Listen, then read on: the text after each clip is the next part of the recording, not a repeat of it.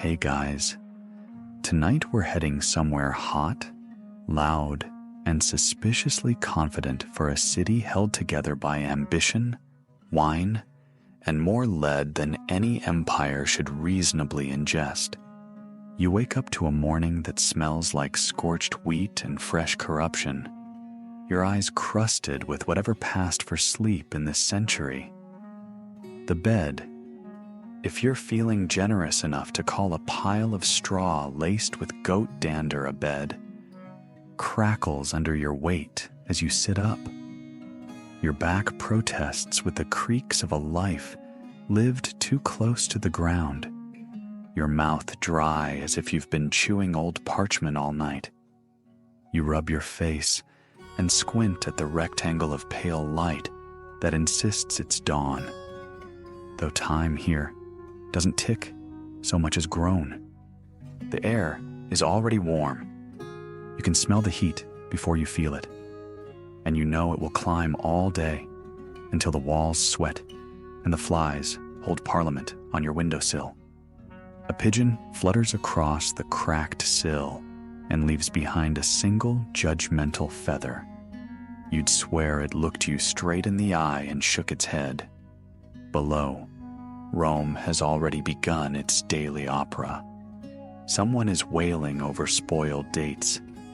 Another voice rises in shrill complaint about a snapped cart axle, and a beggar's lament carries down the alley with the tremor of practiced despair. You check your pouch, still empty. Good. At least you're consistent. The room is barely wide enough to stretch your arms.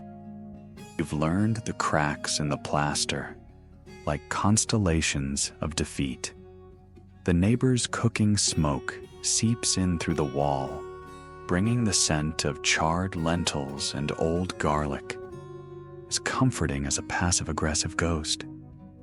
Someone 3 rooms away is snoring in a rhythm you've come to recognize, though you've never seen the owner of that sound. Sometimes, you catch yourself snoring along in solidarity. You probably won't survive this. So, before you get comfortable, take a moment to like the video and subscribe, but only if you genuinely enjoy what I do here. And let me know where you're tuning in from, and what time it is where you are. Now, dim the lights, maybe turn on a fan for that soft background hum, and let's ease into tonight's journey together. You dress slowly, careful not to disturb the mouse that's claimed your second sandal as prime real estate. Your tunic is dyed some color between damp straw and unwashed ambition, the cheapest pigment you could afford last week. You tie your belt with a sigh, spit in your palm for luck, and duck beneath the splintered lintel that once gave you a concussion you blamed on Jupiter. The stairs of the insula creak under your weight. Each step complains a little louder than the last.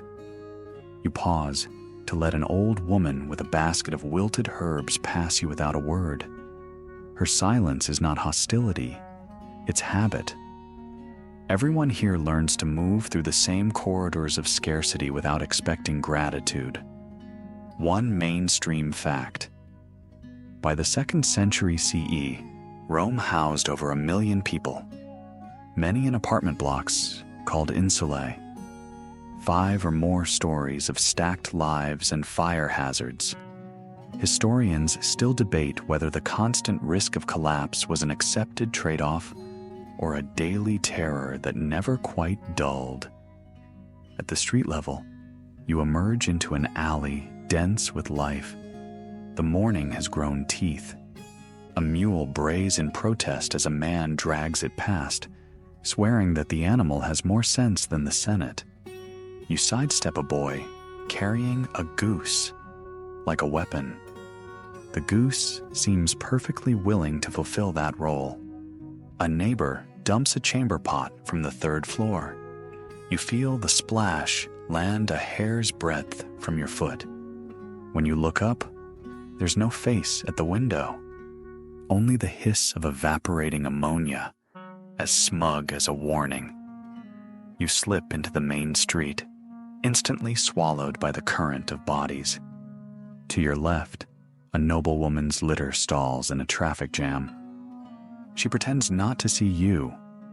You pretend not to see her. Mutual invisibility, Rome's unofficial etiquette.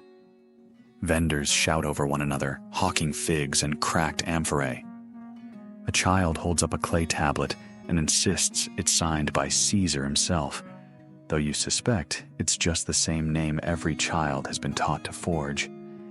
You keep moving, weaving between elbows and the flash of bronze in the morning sun. A street boy offers you a fig. Fresh, he insists, though it is squishy and suspiciously warm. You ask him to define fresh. He shrugs, and you give him a coin anyway. You eat the fig in 2 bites, trying not to think about it too hard. You pass a mural in progress, a depiction of Bacchus lounging in a lurid purple robe, cup in hand, a grin that dares the viewer to regret nothing. You salute him. Another mainstream fact: Roman public walls were covered in graffiti, political slogans, obscene doodles, ads for gladiator games.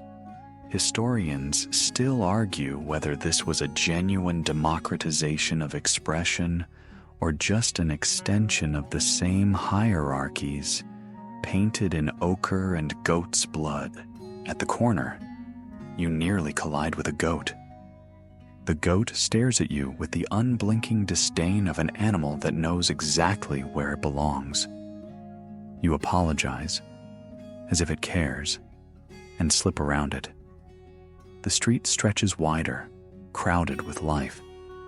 You hear a flute playing a tune you almost recognize, a coughing fit in an upper window, a woman cursing a household idol for her husband's gambling debts. She sounds like she's winning the argument. A pigeon lands beside you, tilts its head, then pecks at the paving stones. You suspect it's judging your choices. You stop at a public fountain. Water trickles out in a metallic thread that tastes of old pipes in the empire's optimism. You splash your face. The cold is bracing, almost cleansing. A fringe tidbit: Rome's aqueducts brought water across vast distances, some channels stretching 50 miles, but the lead pipes that carried it into the city remain a subject of debate. Some say they poisoned generations. Others claim the lead content was too diluted to matter. Turn your face to the sun, letting the warmth chase the chill from your skin. Someone nearby is singing a jingle about goat cheese and eternal glory. Against your better judgment, you find yourself humming along. You glance down the street. At the far end, a crowd is gathering, drawn by something you can't yet see. Maybe a preacher, maybe a performer, or maybe just another disaster unfolding for public consumption. You sigh and start walking, because in Rome, there's always something waiting around the corner. Some story you didn't ask to be part of. Some moment that insists on remembering you whether you're ready or not. You walk with no particular urgency, because urgency in Rome only gets you trampled by a mule or accused of theft. The street widens into a market square where the air ripples with competing ambitions. Someone selling fish that still twitch. Someone else is preaching doom to an audience of exactly 2. You pause just long enough to watch a boy dip a stolen hand into a barrel of olives and vanish before the vendor notices. You wish you were that fast. Your stomach claws at your ribs in protest. You pull your last coin from the pouch you checked this morning. It feels heavier than it should, like it knows it's about to disappear forever. You trace the worn edge with your thumb, then cross to a stall wedged between a candle maker and a woman selling questionable amulets. The breakfast vendor is exactly as you expect. Sharp elbows, sharper eyes, voice pitched to pierce stone. She doesn't bother greeting you. She just waits. You set the coin on her table. She snatches it before you can change your mind and shoves a wedge of barley bread into your palm. It's as hard as ambition left out in the rain. You tear off a piece and chew, the crust grinding against your teeth like punishment. You pretend not to notice the children staring, hoping you'll drop crumbs. You don't. You've learned. One mainstream fact: most Romans ate a diet heavy on grains, porridge, coarse bread, legumes, because meat was both expensive and suspect. Olive oil, though, was as common as gossip and twice as sticky. Historians still argue whether the diet made them healthier or just prepared them to endure famine without complaint. A shout cuts across the square. You glance up to see a cart listing sideways, its axle snapped clean through. The driver curses in a dialect you can't place, beating the wheel as if it will spontaneously repair itself. A few passers-by linger to watch. Public misfortune always draws a crowd, but no one helps. In Rome, if you dropped it, you fix it, or you leave it and pretend it never existed. You drift along the edge of the market, bread in hand, scanning faces you half recognize. A woman with a pitted scar along her jaw meets your eyes for a heartbeat, then looks away. You wonder if she remembers you. Probably not. You finish the bread slowly, each bite as dry as last year's promises. At the far end of the square, a mural sprawls across a wall, bright ochre, curling letters, a depiction of Mercury with a grin so sly it almost seems alive. Someone has scrawled an insult over his feet, something about a senator and a donkey. You laugh under your breath. It feels good, that moment of shared contempt. The man scrubbing at the paint doesn't join you. His brush scrapes in steady strokes, each pass making the wall more wounded than clean. You move on, ducking beneath a line of laundry strung like faded flags. A fringe tidbit: Roman children made toys from whatever they could scavenge. Rags, bones, clay, dice from knuckle bones, dolls from scraps. You once saw a girl cradle a lump of cloth so tenderly you were convinced it must be alive.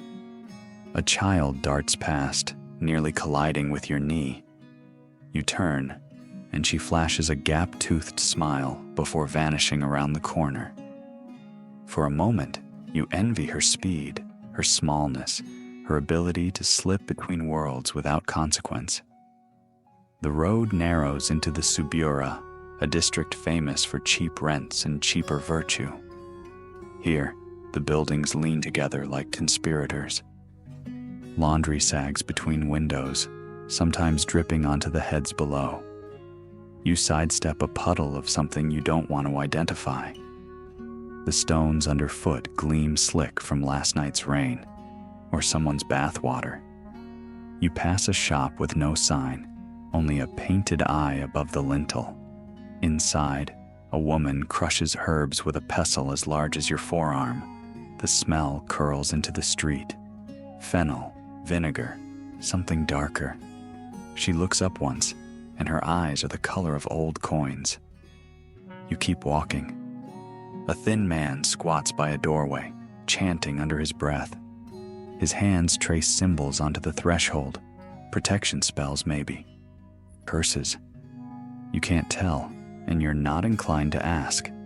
Historians still argue whether Roman superstition was sincere belief or just the final refuge of people who had nothing else to cling to. A cat with one ear regards you from a pile of pottery shards. You nod. It blinks, unimpressed. You step over its domain and emerge into a small square where a fountain bubbles with stubborn optimism. You watch the water trickle over cracked marble. And for a moment, you think of your brother, how he used to laugh at fountains, said they were just excuses for men to toss in coins and call it hope. Your throat tightens. You look away. Near the fountain, an old man hawks charms carved from bone. He catches your eye and lifts one, a bird in flight. Protection, he rasps, from everything. You smile without humor. That's ambitious. He doesn't argue. You don't buy it. You keep moving. Past the woman sweeping her step in slow, precise arcs, past a boy dangling a string in front of a one-eyed dog, past a shrine with soot-blackened tiles where someone has left a single coin and half a fig as offering. At the end of the street, a vendor lifts a hand in greeting. You pause. You don't remember his name, only that he once saved you from a collapsing cart. He holds up a sliver of dried fish. You take it. It's tough, briny but honest. You nod your thanks. He doesn't charge you. Sometimes Rome surprises you. Most times it doesn't. You chew slowly as you turn down another alley where the shadows pool deeper than the daylight dares follow. Your steps echo. For a heartbeat, you feel alone. Then you remember, no one in Rome is ever alone. The city is always listening. Sometimes it even answers. You step into a corridor where the walls have forgotten how to stand straight. Every plastered surface wears the stains of 1,000 hands, 1,000 damp winters, 1,000 quiet acts of survival. Here in the Suburra, ambition is a rumor you tell your children so they don't notice dinner is just bread and vinegar. You breathe in the stale comfort, smoke, sweat, and the iron tang of old rain. Your sandals scuff over a mosaic, so worn you can only guess what it once depicted. Maybe a god, maybe a story. Now it's just colored shards with no clear allegiance. You pause to nudge a loose tessera with your toe and imagine it was part of something noble before the centuries peeled it away. Around the corner, a child balances on a barrel, arms spread like a winged omen. He catches your eye, then leaps into a pile of rags, vanishing with a muffled laugh. For a heartbeat, you envy that courage, the confidence that the landing will never break you. A woman sits on a stoop, plucking onions from a basket and humming under her breath. Her song doesn't sound Roman. No martial edge, no soaring pride. Just a melody you feel in your chest more than your ears.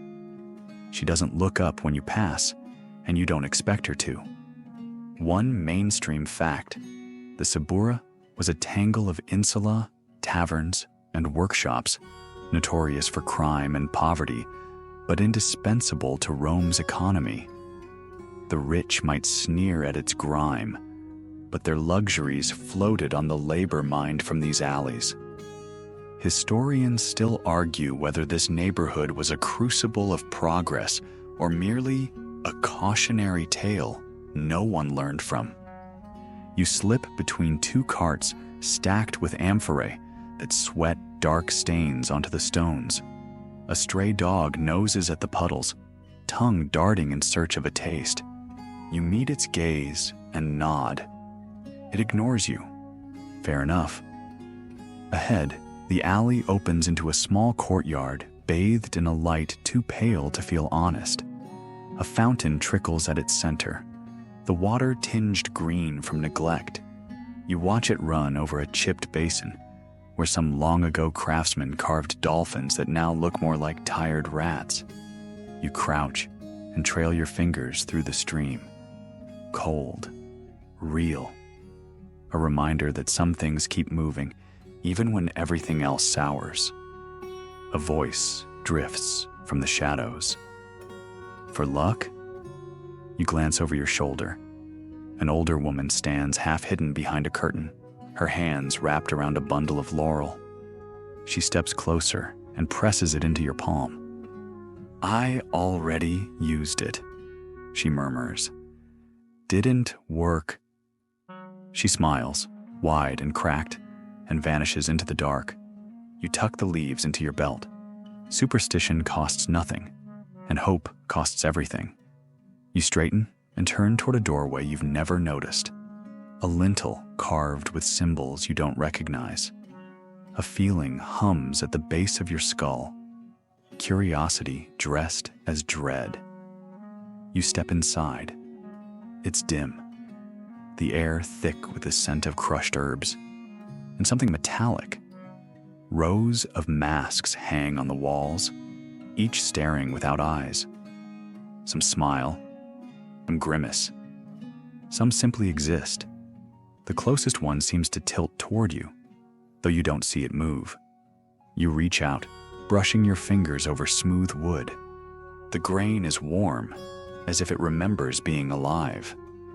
A fringe tidbit.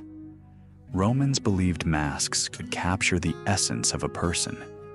Funerary imagines were kept in family shrines, their features a reminder that death only changed addresses. You pull your hand back and exhale. The room feels closer now, like the air itself is listening. You step carefully between shelves laden with jars, scrolls, and trinkets you can't name. One jar is labeled in a script that stirs something half forgotten in your chest. You don't read it aloud. Some words prefer to remain secrets. At the far end, a curtain stirs without a breeze. You pause, then it parts, and she steps out. Rhodagon, the same girl who watched the fire burn, the same eyes that met yours without flinching. She looks older here, though her face hasn't changed, as if the shadows have added decades you can't see. You followed, she says, voice low and amused. You left a trail, you answer. She tilts her head. I always do. You study her, unsure if you're speaking to a child, a ghost, or something in between. She moves like she belongs to none of them. You remember your brother? She asks. Your throat tightens. Yes. Do you remember why he died? You shake your head, though you suspect the answer has always waited behind your ribs. He believed in a story, she says. One Rome told him. One Rome forgot to believe itself. She reaches past you, lifting a mask from the wall. It's blank, no features at all. She offers it. You don't take it. What is it? You whisper. A promise, she says, then a warning. You swallow. The room feels colder now. The masks watch. Or maybe you're imagining it. Rhodagon hangs the mask back in its place. She steps closer, close enough you can see a small scar on her cheek, a crescent moon carved by something too sharp to be an accident. You're not the first to come here, she says. Who were the others? She shrugs. They didn't stay. You want to ask more, but her gaze makes the questions die in your mouth. One mainstream fact: Rome's underworld wasn't just sewers and catacombs. Whole generations used hidden chambers to practice rites no senator would dare acknowledge. Historians still argue whether these cults undermined the Republic or saved its soul. Rhodagon lifts her hand, resting her palm briefly on your shoulder. The contact is feather light, but anchors you in a way nothing else has. She smiles, not kindly, but knowingly. You'll follow me again? She murmurs. When you're ready. Then she steps back, merging with the gloom as easily as a breath dissolving in winter air. You stand alone among the masks, heartbeat loud in your ears. When you step back into the courtyard, the light has shifted. The fountain's trickle sounds different, like a voice repeating your name in a language you've never learned. You glance once more at the doorway, empty, still, waiting, and you walk on. You emerge from the courtyard into a lane that feels somehow emptier, as if the city itself took a step back to watch what you'll do next.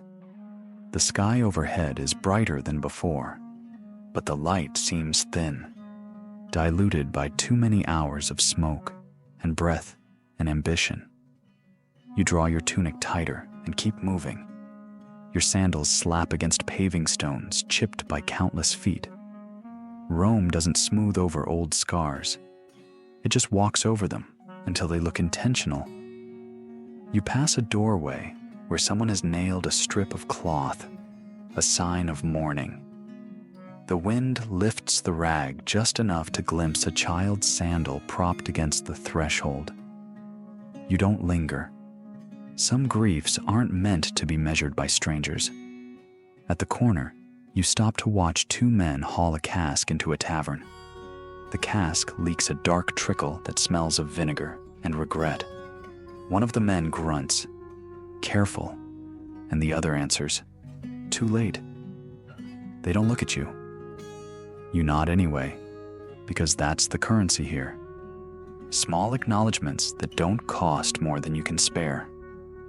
You keep on, skirting the mouth of a side street where shadows lie thick enough to hide more than cats. You've walked this path often enough to know which alleys will try to keep you. Today isn't the day to test them. Soon, the baths rise before you, massive and cracked, their entrance flanked by columns that seem to lean away from each other in mutual contempt. A thin line of patrons shuffles inside, clutching towels and bronze strigils. You follow, because even a city this indifferent must occasionally allow you to feel clean. Inside, the air turns heavy and forgiving.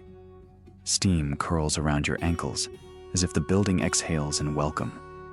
You strip with the rest of the crowd, tunics folding into hopeful piles, and step into the tepidarium. Warmth slides over your skin, loosening knots you didn't know you carried. You breathe deep, and the damp heat fills your chest like a second heartbeat. One mainstream fact: Roman baths were more than hygiene. They were centers of gossip, business, and political theater. Even emperors visited, though never without an entourage to remind everyone of their distance. Historians still argue whether the baths were democratic spaces or elaborate illusions of equality. You settle onto a bench where an older man scrapes oil from his arms with languid precision. He hums as he works, a tune you almost recognize, though you can't name it. Across the room, two women argue about a senator's latest decree. Their voices rise and fall, weaving around the splashes and murmurs like a chorus too tired to care if anyone listens. You close your eyes. For a moment, you pretend you're someone who can afford to linger, someone whose worries dissolve with the grime. It doesn't last, but it's enough. A fringe tidbit. Romans sometimes added crocodile dung to their bath oils, believing it softened skin. You'd laugh, but you once paid a man 3 denarii for a jar of ointment that turned out to be mashed beans and a promise. You open your eyes and notice a boy hovering at the edge of the water, staring at you. His hair is cropped short, his tunic thin enough to show every rib. He doesn't speak, just watches, like he's trying to decide whether you're real. You nod. He doesn't nod back. Instead, he turns and slips away, leaving only the soft patter of wet feet on stone. You move to the caldarium, where the heat thickens until every breath tastes of minerals. You ease yourself into the water, biting back a groan as warmth crawls up your spine. Beside you, a man with scars like lightning bolts scrubs his chest with deliberate care. You meet his eye briefly. He inclines his head, respect or recognition, or maybe both. When you emerge, your skin feels raw and new, but your thoughts are unchanged. You dry off and dress in the same tunic that smells faintly of old sweat. A man at the doorway offers you a small cup of watered wine. You accept it without speaking. The sour tang jolts you back into the city's rhythm. You step into the street, again, blinking at the sudden clarity of daylight. Rome never waits for you to acclimate. It just resumes its noise, vendors hawking, dogs barking, the hammer of iron on iron. You cross toward a blacksmith's lane, drawn by the clangor that rises over the market chatter. Sparks leap in the gloom of the forge, each one a tiny confession of violence and necessity. Pause to watch a smith shape a blade, the metal glowing orange as he bends it to his will. The hammer falls again and again, steady as a heartbeat. Beside the forge, a boy no older than 12 pumps a bellows almost as tall as he is. His arms are wiry, marked by burns and calluses that speak of a life lived too close to heat. You catch his eye. He doesn't look away. You nod. He nods back. In Rome, that counts as intimacy. The smith lifts the blade, turning it so the firelight dances across the edge. A gladius, short, blunt, meant for close work.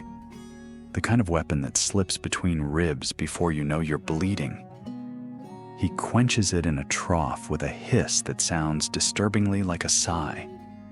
You move on, weaving between piles of scrap and half-finished shields.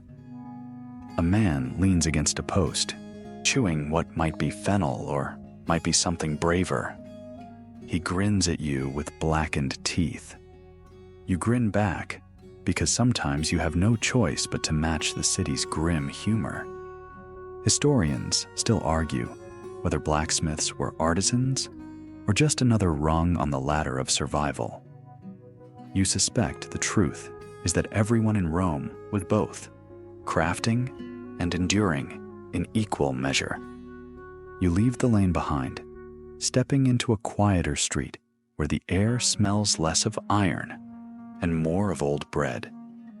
A cart creaks past, loaded with amphorae, stamped with seals you don't recognize. The driver doesn't look up.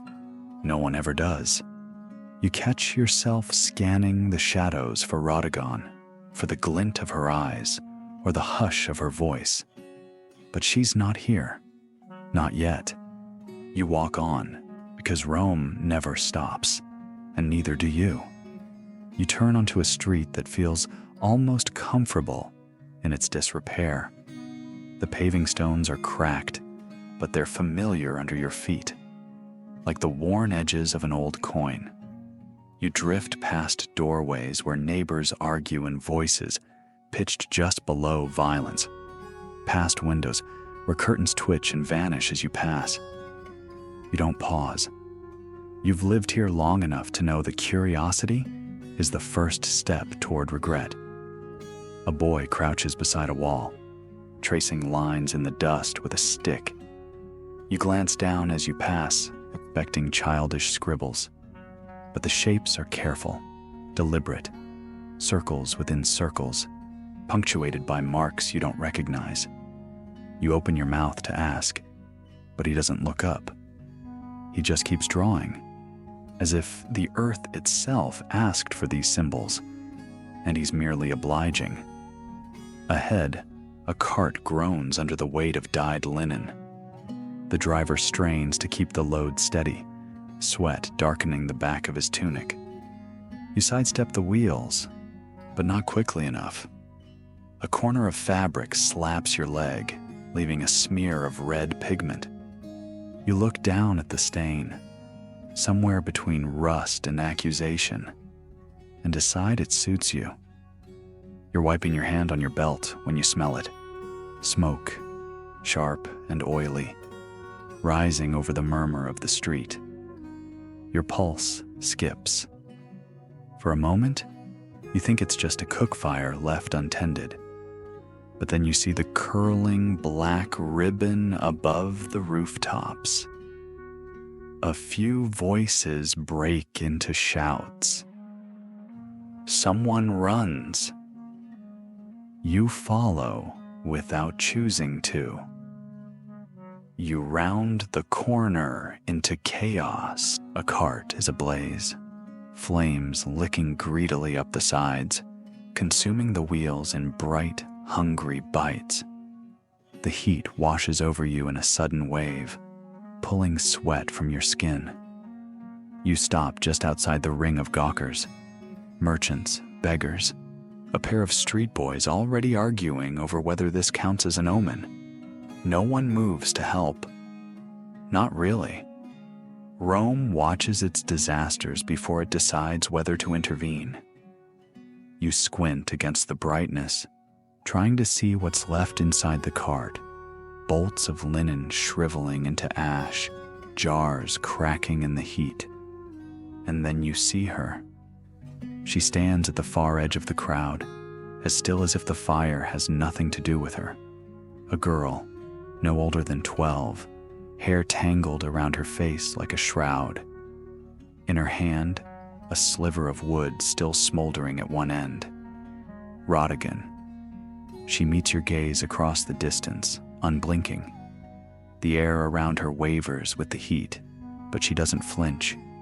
You open your mouth, but the words die in your throat. Even if you could speak, you wouldn't know what to say. One mainstream fact.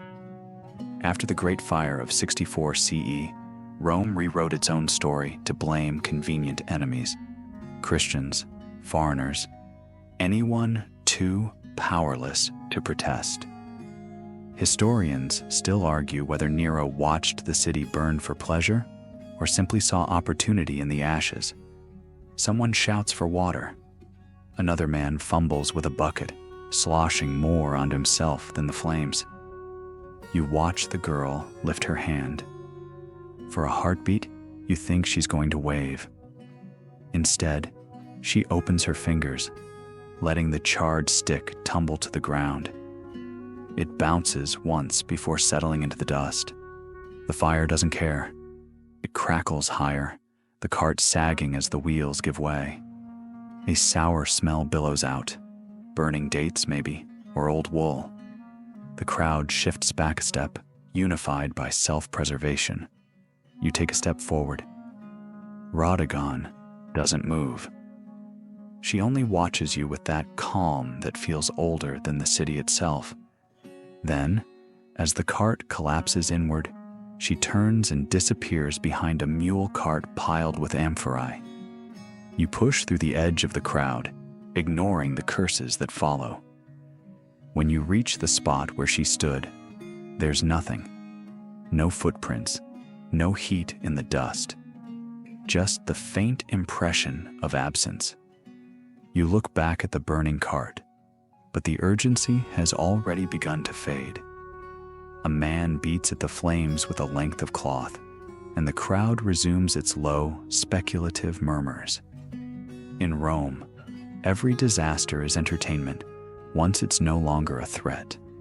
You step away, throat dry. The next street feels quieter, narrower, as if the buildings themselves lean closer to eavesdrop. You walk slowly, scanning every doorway. A woman huddles in a niche, rocking a baby you're not convinced is still breathing. You don't ask. You keep moving.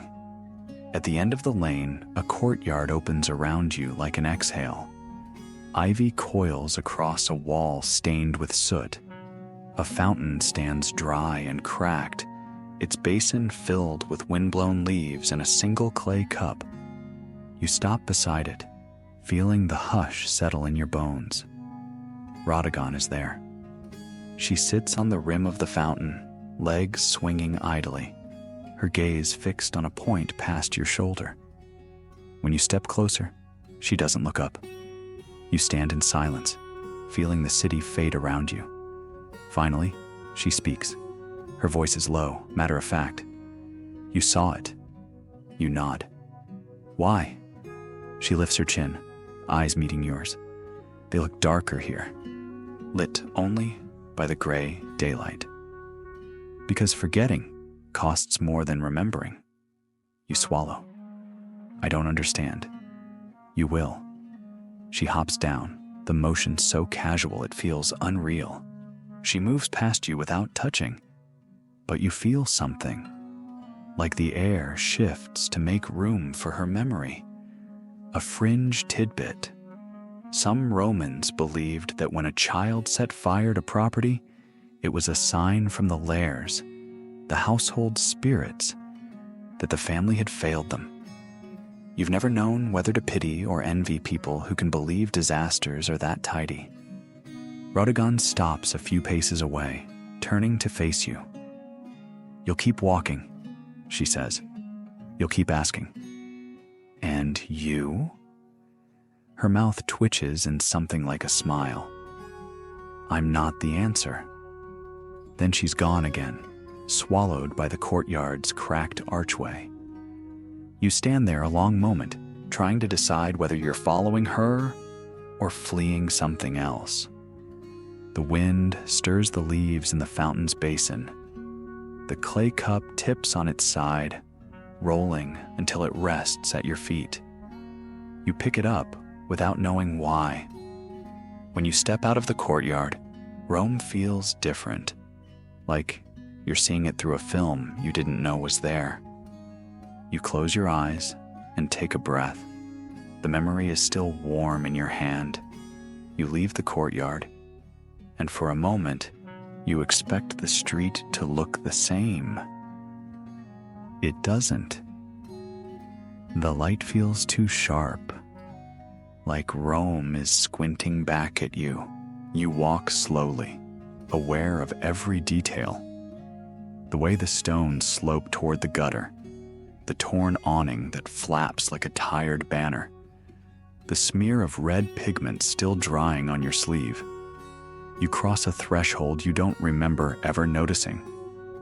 A low arch set into a wall that seems too old, even for this neighborhood. The lintel is carved with a pattern that stirs something in your gut, though you can't say why. The street behind you feels miles away. You step inside. The space beyond is small, no wider than your outstretched arms. A single window lets in a stripe of pale light that spills across the floor. Dust floats through the beam, each mote catching the glow like a tiny drifting lantern. On the far wall, a fresco clings to the plaster, faded colors showing a woman with a torch held high. Her eyes have been scratched out, either by time or by someone who wanted her to stop watching.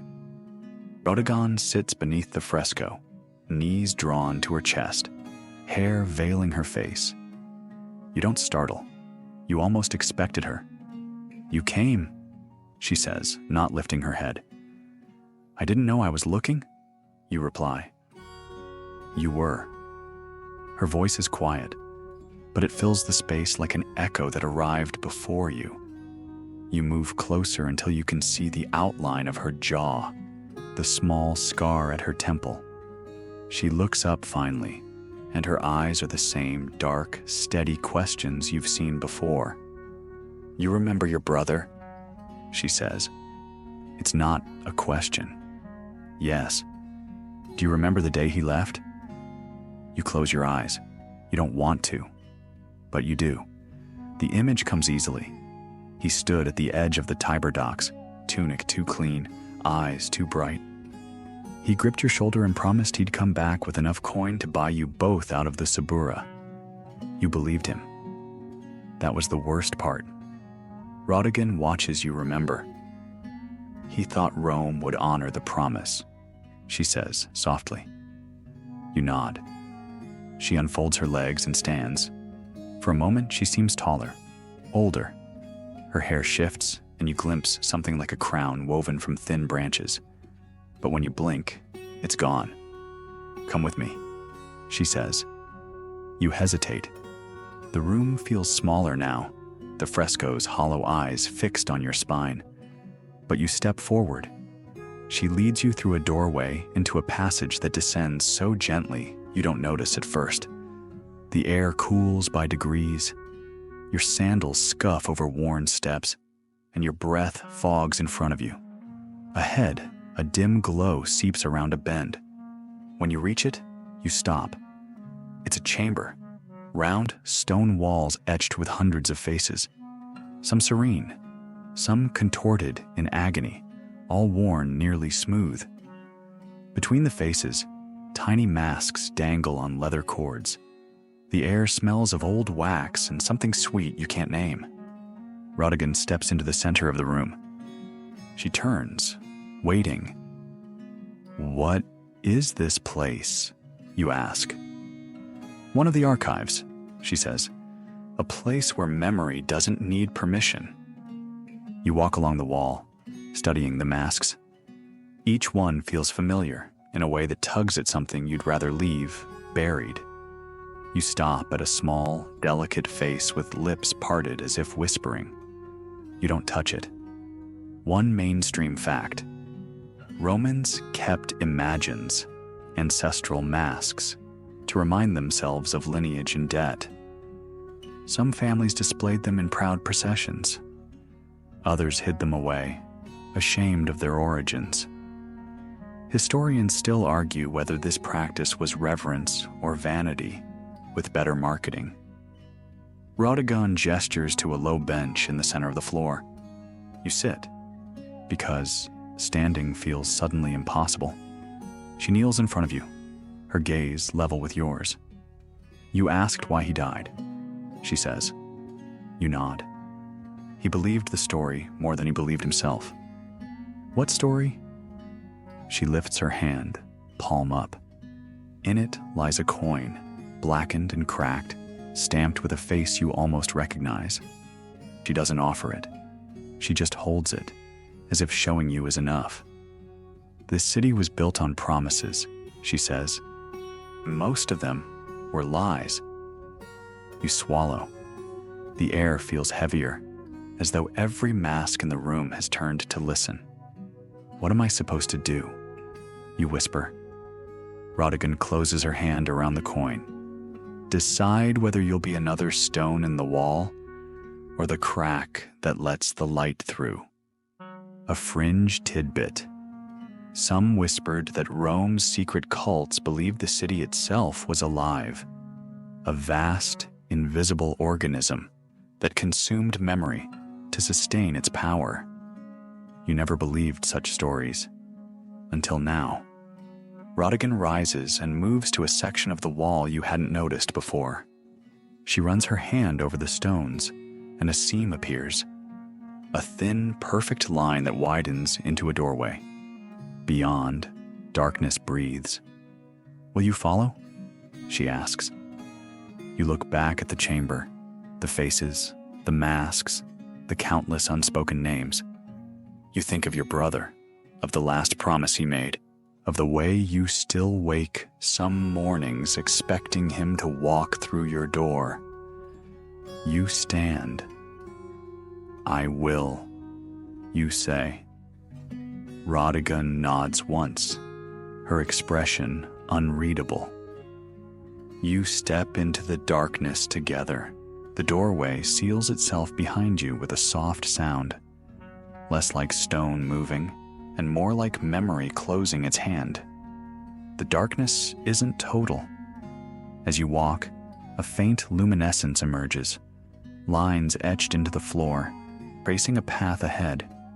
Each step feels muffled, as if you're walking not on stone, but on the memory of it.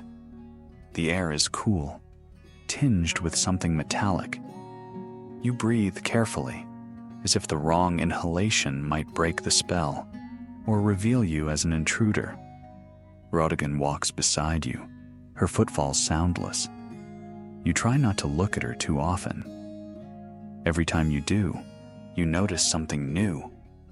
Her hair shifting like it's underwater, her skin catching the dim light as though it's made of something older than flesh. You wonder if she even belongs to time in the way you do. You pass a shallow alcove where a row of masks hangs from iron hooks. These are different, larger, heavier, carved not to honor the dead, but to intimidate the living. You pause at one, its mouth stretched into a grin too wide to be kind. Rhodogon stops beside you. "The masks of judgment," she says. "The ones the city wore when it needed to pretend justice mattered." You almost ask her how she knows these things, but you're afraid she might answer. You keep moving. The corridor ends in another doorway, this one unguarded by curtain or carving. It yawns open like a mouth, and you step inside before you can think better of it. The chamber is vast, round, domed, the ceiling disappearing into shadow. In the center stands a basin filled with liquid so dark it reflects nothing. You approach slowly, feeling your pulse thrum in your throat. Rhodogon stands on the opposite side, her hands folded. "This is the archive," she says, voice soft. "The place where Rome keeps what it denies." You look down into the basin. The surface ripples once, then clears. A face stares up at you. Your brother's. Younger than you remember, his eyes bright with the certainty he could build a better life. The image shifts. A galley deck, a sand arena, the glint of a sword. You swallow. "Is this real?" "One version of it," Rhodogon replies. The city doesn't allow just one truth. One mainstream fact. Roman law held that memory, memoria, was a civic duty. Funerary inscriptions, public statues, even graffiti ensured that no citizen disappeared without trace. But just as often, the Senate decreed damnatio memoriae, erasure of a name, a life, a story. Historians still argue whether such erasures succeeded or only made memory stronger. You reach out, your fingers trembling. The liquid shivers, but doesn't retreat. Instead, it draws you closer, as though the basin itself hungers for acknowledgement. You see more images. Your mother's face, hollowed by grief, a soldier's hand gripping a gladius slick with blood, a senator leaning over a map of a city he doesn't love enough to save. Rhodogon speaks again. Every empire builds its power on stories it tells, and those it refuses to tell. You look up. What story am I in? The one that decides whether forgetting wins. A fringe tidbit. Some Romans believed the underworld was layered in chambers of memory, each more painful than the last. Only those willing to look into all of them could emerge free. You step back, wiping sweat from your lip. "And if I walk away?" Rhodogon's eyes glimmer. "Then you'll live as most do, unbothered, unknowing." She doesn't say, "unclaimed." You look around the chamber, at the walls engraved with shallow reliefs, scenes of conquest, sacrifice, civic pride. But the closer you look, the more each triumph seems brittle, each celebration hollow. Slowly, you circle the basin. On the far side, a narrow plinth rises waist-high. Upon it rests a single mask, carved from a wood so dark it absorbs the scant light. You recognize the curve of its brow, the line of its jaw. It's your brother's face. You can't move for a moment. The mask feels more alive than the memory in the basin. Rhodogon's voice comes to you as though from a great distance. If you put it on, you'll see what he saw, not what the Empire said. You swallow. Your hands curl into fists. You want to believe you're not the sort of person who would do this. But you are. You always have been. You lift the mask. It weighs more than you expect, as if every unanswered question has pressed itself into the grain. You hesitate, the edge brushing your fingertips. For a heartbeat, you consider dropping it back onto the plinth and walking away. Instead, You place it over your face. The chamber vanishes. You stand on a galley deck, wind tearing at your hair. The sky churns above, purple with storm. Men shout, oars heaving in desperate rhythm. You turn, and there he is, your brother. He doesn't see you. He's too busy gripping the railing, eyes locked on the horizon. Then he says something, words you can't hear over the roar of waves, but you see the shape of them. I thought this mattered. The mask burns against your skin. You flinch, but you don't pull away. The scene shifts. The arena now. Sand and blood, the crowd a hungry tide. Your brother kneels, sword planted in the earth. He looks up at you. No, not you. At someone behind you. His lips move again. This time, you hear it. Tell them I remembered. You tear the mask away. The chamber blurs back into focus. The basin, dark and silent. Radagon is watching. You understand now, she says. Your voice rasps when you speak. Never about victory. No, she agrees. It was about whose memory survives. You look at the mask in your hands. It feels lighter, almost kind. You place it back on the plinth. The basin ripples once, like something deep inside has exhaled. You stand straighter.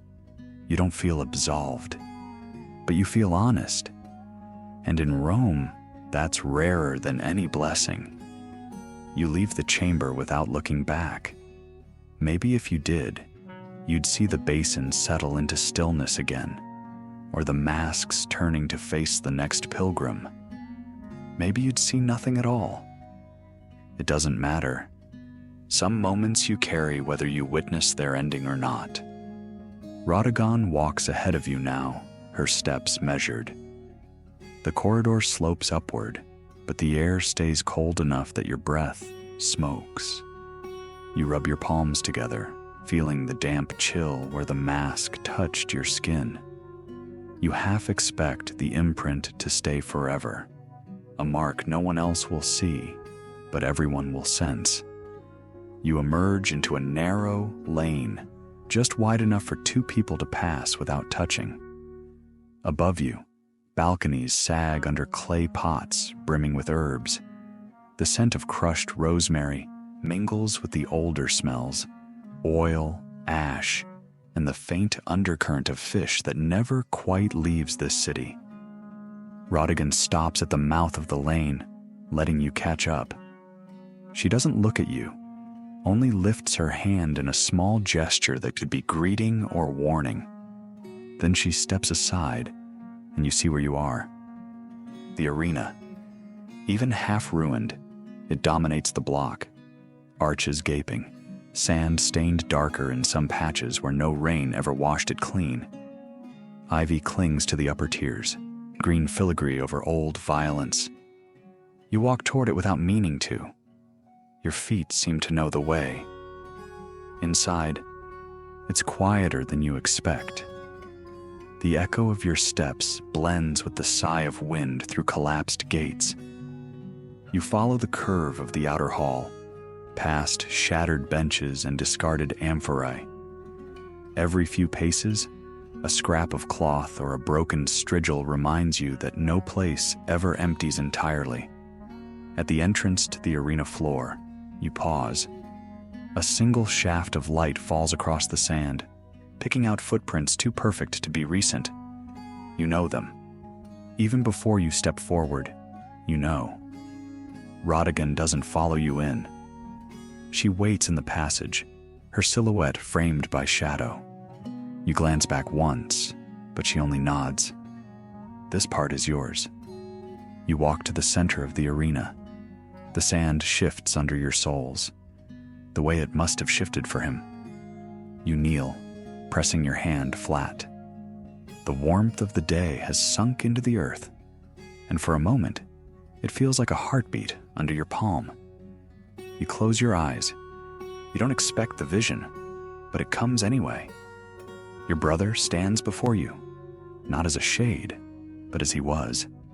Younger than you, taller, the grin that always seemed too big for his face. He holds his gladius in one hand, the blade angled down in resignation, not readiness. He looks past you, as if watching a crowd you can't see. Then he lifts his eyes to yours. You hear his voice as clearly as if he were breathing beside you. Tell them I knew. You want to answer, but the vision dissolves before the words find you. You open your eyes to see only the sand again, flat, unremarkable. One mainstream fact: gladiatorial combat wasn't always a death sentence. Many fighters survived years in the arena, but the myth of noble sacrifice suited Rome better than the reality of men trading life for bread and applause. Historians still argue whether the games were sport, ritual, or simply a spectacle to distract the restless poor. You stand. The air feels thinner. You brush the sand from your hands, though it clings stubbornly. As you turn, you find Rodigan waiting just inside the passage. You saw, she says. You nod. He knew, she repeats softly. That's all any of them ever wanted, to be seen, even in the end. You step past her into the tunnel. The light fades behind you. The path leads up again, winding through a part of the city you don't recognize. Buildings lean together like old conspirators, their facades peeling to reveal older stone beneath. A child watches you from a doorway, a fig clasped in both hands. She doesn't speak. You nod, and she disappears inside. At the next corner, you find a street priest painting crude sigils onto a wall. He catches your eye and gestures with his brush. Blessing? You shake your head. He shrugs and goes back to his work. Rodigan stops beside you. Do you know why they paint these? Because it makes them feel safer? You guess. Her smile is faint. Because it makes them feel remembered. Even curses are a kind of acknowledgement. You walk on, passing stalls where vendors hawk charms carved from bone and clay tablets etched with prayers. One seller waves a pendant at you, a tiny bronze fist. For luck, he calls. You don't buy it. At the edge of the square, Rodigan points to an alley you've never noticed. You hesitate, then follow her through. The noise of the market vanishes behind you. The walls close in, painted with murals so old their colors bleed into each other. Women with torches, men in chains, children clutching masks. Every face is turned toward you, as if they've been waiting for this moment. Rodigan stops before a door so low you have to duck to pass. She lays her hand flat against it. This is the place, she says. What place? The beginning, she whispers. A fringe tidbit. Some Roman mystery rites believed you had to retrace the steps of the dead, both literal and symbolic, before you could claim any truth. Deeper you walked, the more you surrendered. You touch the door beside her hand. The wood feels warm, pulsing gently beneath your palm. You can still leave, Rodigan says, voice almost kind. But you don't. You push the door open. Inside waits the dark. The dark doesn't feel empty. It feels patient, like something that has been waiting so long it doesn't bother pretending to be anything but itself. You step inside, and the door closes behind you without sound. A hush settles over your shoulders. For a moment, you wonder if this is what it feels like to stop existing in the ordinary sense. Then slowly, light begins to gather. Not from torches or lamps, just an ambient glow seeping from the stone itself. Shapes emerge, a circular chamber, the walls etched floor to ceiling with lines of script you can't read. The letters are so fine, they look stitched rather than carved. As you squint, they almost seem to shift under your gaze. Rodigan stands at the center, her hands folded. "Do you know where you are?" she asks. You shake your head. "This is the place where Rome writes what it fears," she says quietly, "and what it forgets." You step closer to the walls. The writing ripples gently, as if the stone breathes. When you run your fingers over the surface, the letters feel warm. You try to make sense of them, but the meaning eludes you, just beyond comprehension, like a word you almost remember. Rodigan watches you. "Most never come this far," she says. "They prefer to let the forgetting do its work." You turn. "Why me?" She tilts her head. "Because you hesitated."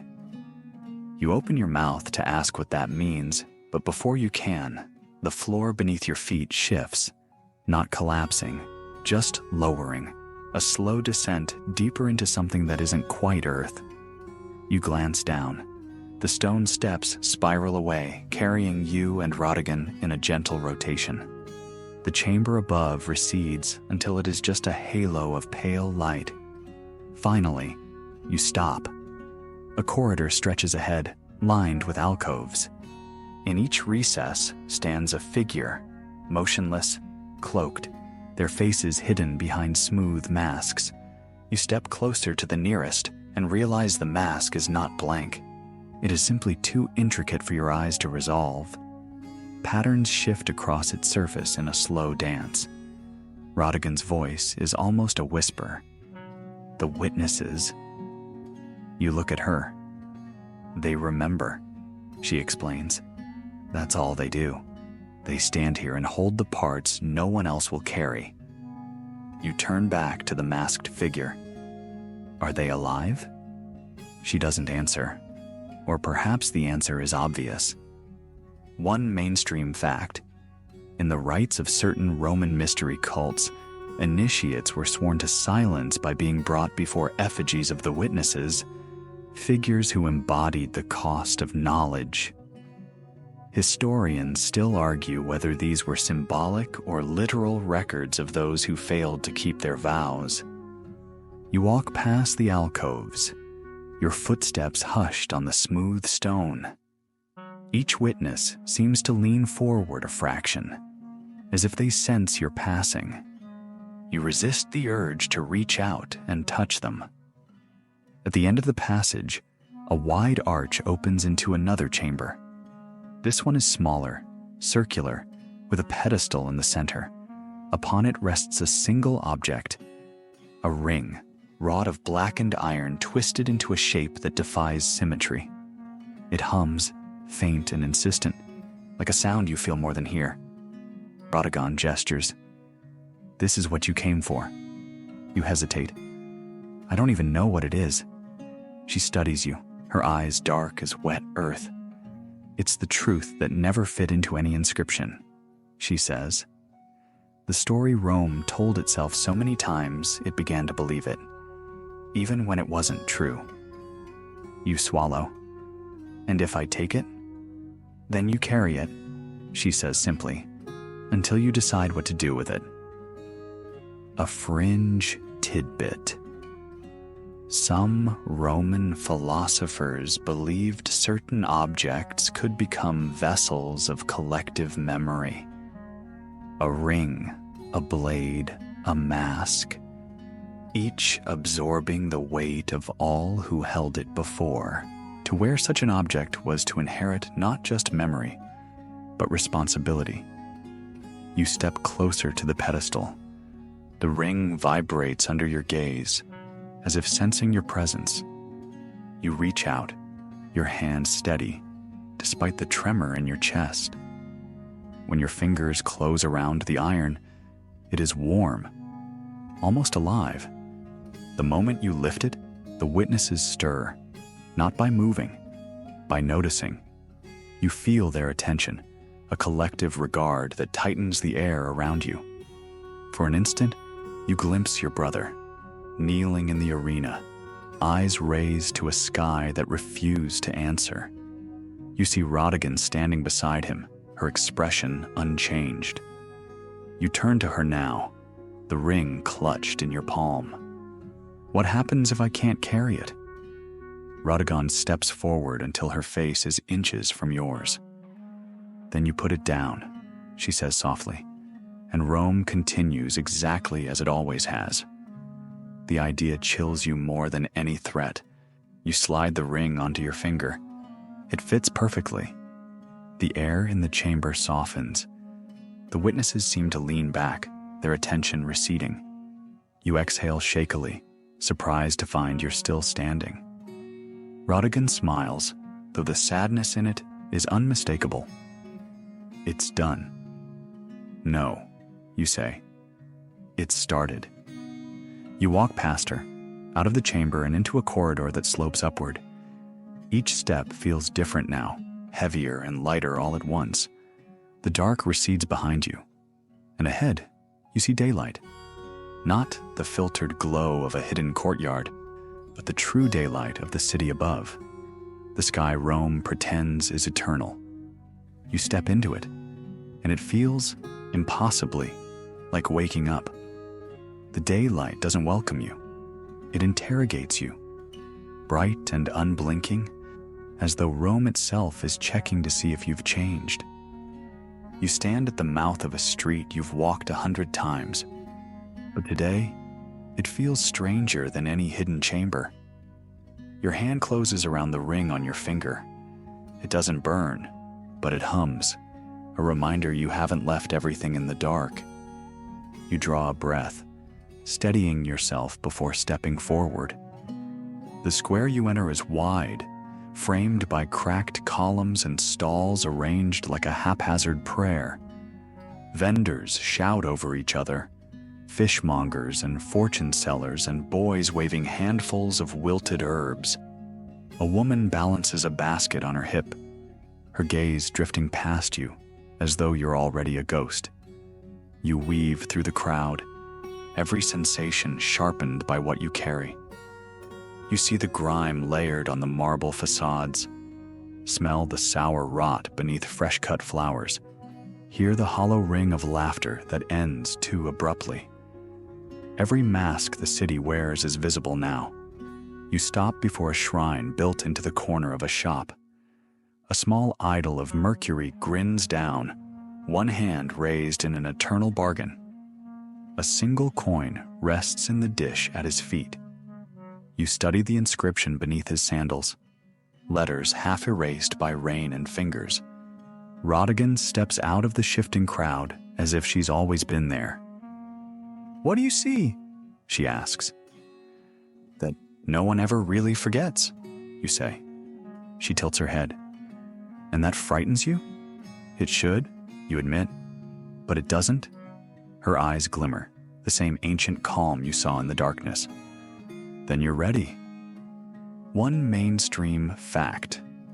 Public shrines in Rome were less about devotion than about transaction.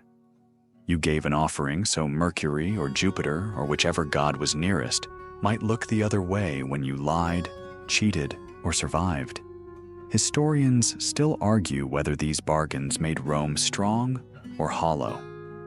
You move on, your feet finding the path that loops toward the river. The closer you get, the cooler the air becomes. The Tiber doesn't care about your revelations. It flows the way it always has, lazy, silt-laden, and indifferent. When you reach the embankment, you stop. The water glints between the moored barges, gold and gray and brown in layers. Men shout as they unload crates. A child dangles a rope in the current, hoping for a fish that never comes. You remember your brother here? Young, eyes bright with plans he thought he could wrestle into submission. You remember promising you'd be here when he returned. Rodigan steps to your side. "This is where he left," she says. "Yes, and where he was always going to leave," she adds softly. You swallow. The ring tightens around your finger, then eases again.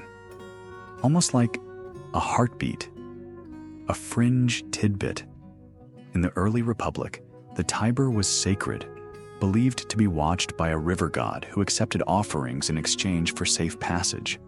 By the Empire, the river was mostly a utility, a sewer, a trade route, a grave.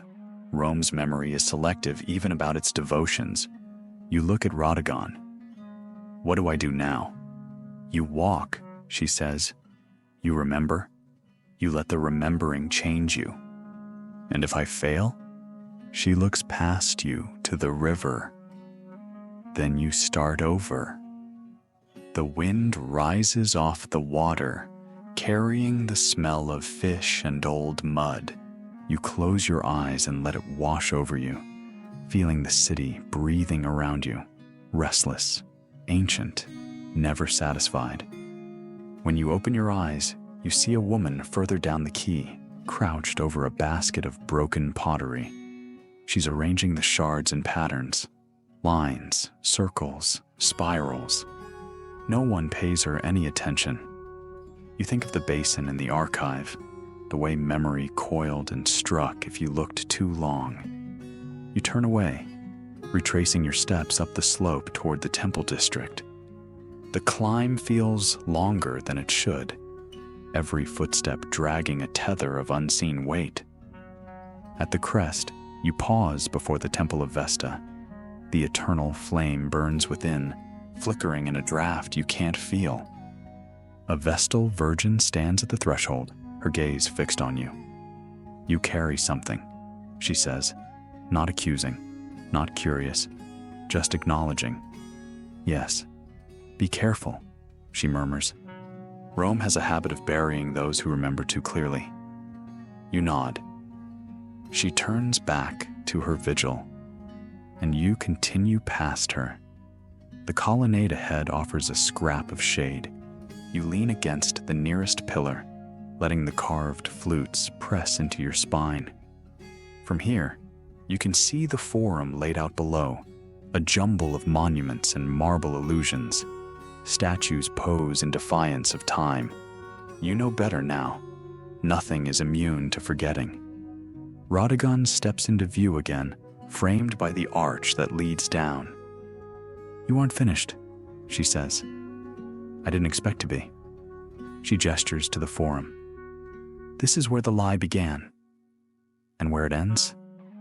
That, she says, is what you're here to decide. One mainstream fact. When the Senate met in the Curia, they did so surrounded by statues of ancestors and gods, reminders of obligation. But in time, the statues became decorations, the rituals empty. Historians still argue whether Rome fell because it stopped believing in itself, or because it believed too much. You watch her, feeling the ring warm again. What will happen if I name the truth? Rhodogon's expression doesn't change. Something old will wake up, she says, and decide whether to forgive us. The wind shifts, rattling a line of votive lamps along the colonnade. A flame gutters, then steadies. You straighten, drawing in a slow breath. All right, you say. Then come, Rhodogon whispers. You walk beside her, past the columns, toward the heart of the city, toward whatever comes next. The forum doesn't look different. That's the cruel part. It still sprawls beneath the sun like a theater between acts. Columns standing in rows like bored spectators, paving stones worn smooth by ambition. You walk its edge with Rhodogon at your side, every step pulling you deeper into the place where stories masquerade as fact. Voices drift across the square, traders haggling over grain, a magistrate rehearsing a speech no one wants to hear, a girl singing a lullaby to a dog that doesn't belong to her. You keep moving. If you stop now, you'll start believing this is all there is. The market, the rituals, the polite illusions. You pass the rostra, the speaker's platform crusted in dried wax from 100 ceremonial candles. Someone has carved a name into its base, letters shallow and hurried. You don't recognize it, but the act itself feels familiar. Proof that someone, somewhere, refused to be erased. Rodigan pauses at the base of a flight of stairs leading into the Curia Julia, the Senate House. You've never been inside. Few are invited, and fewer emerge unchanged.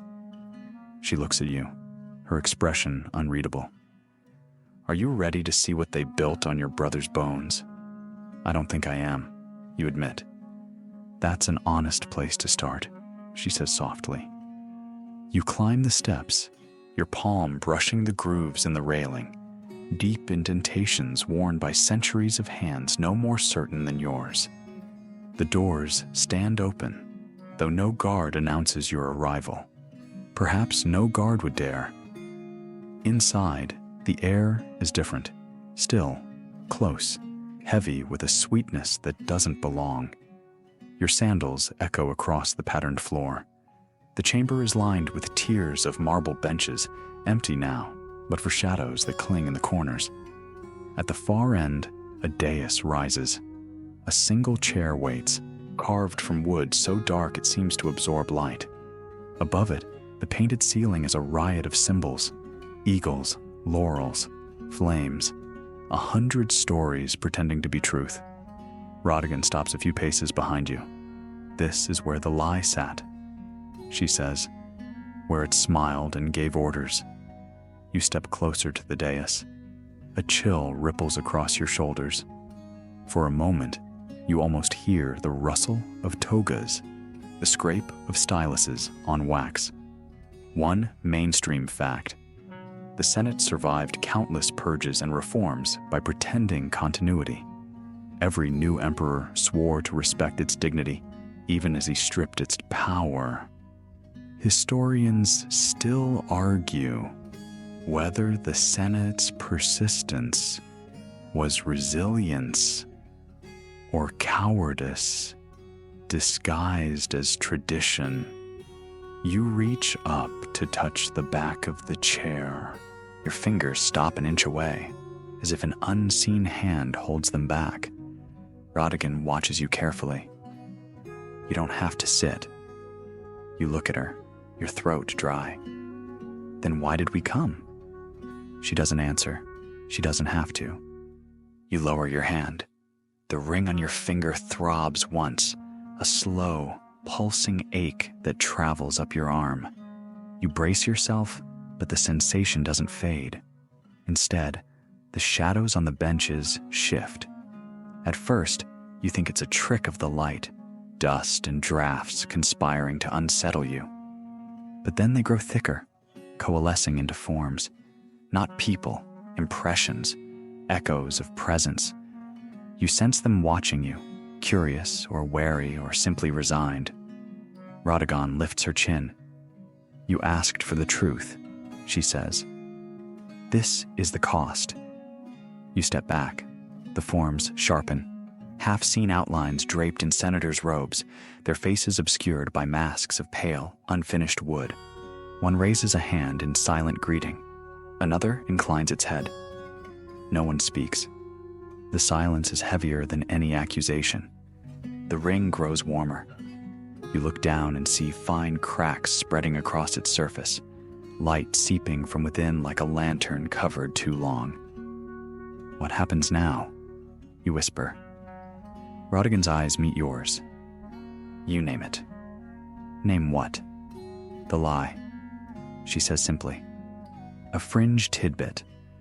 Some Roman augurs claimed the future could be changed if a single witness spoke the truth aloud in a place consecrated to power. Others called this superstition, an excuse to blame prophecy when politics failed. You swallow, feeling the sweat on your neck cool in the draft that circles the chamber. The lie, you say, your voice rough. That loyalty was owed. That sacrifice would be honored. That dying for Rome meant something more than convenience.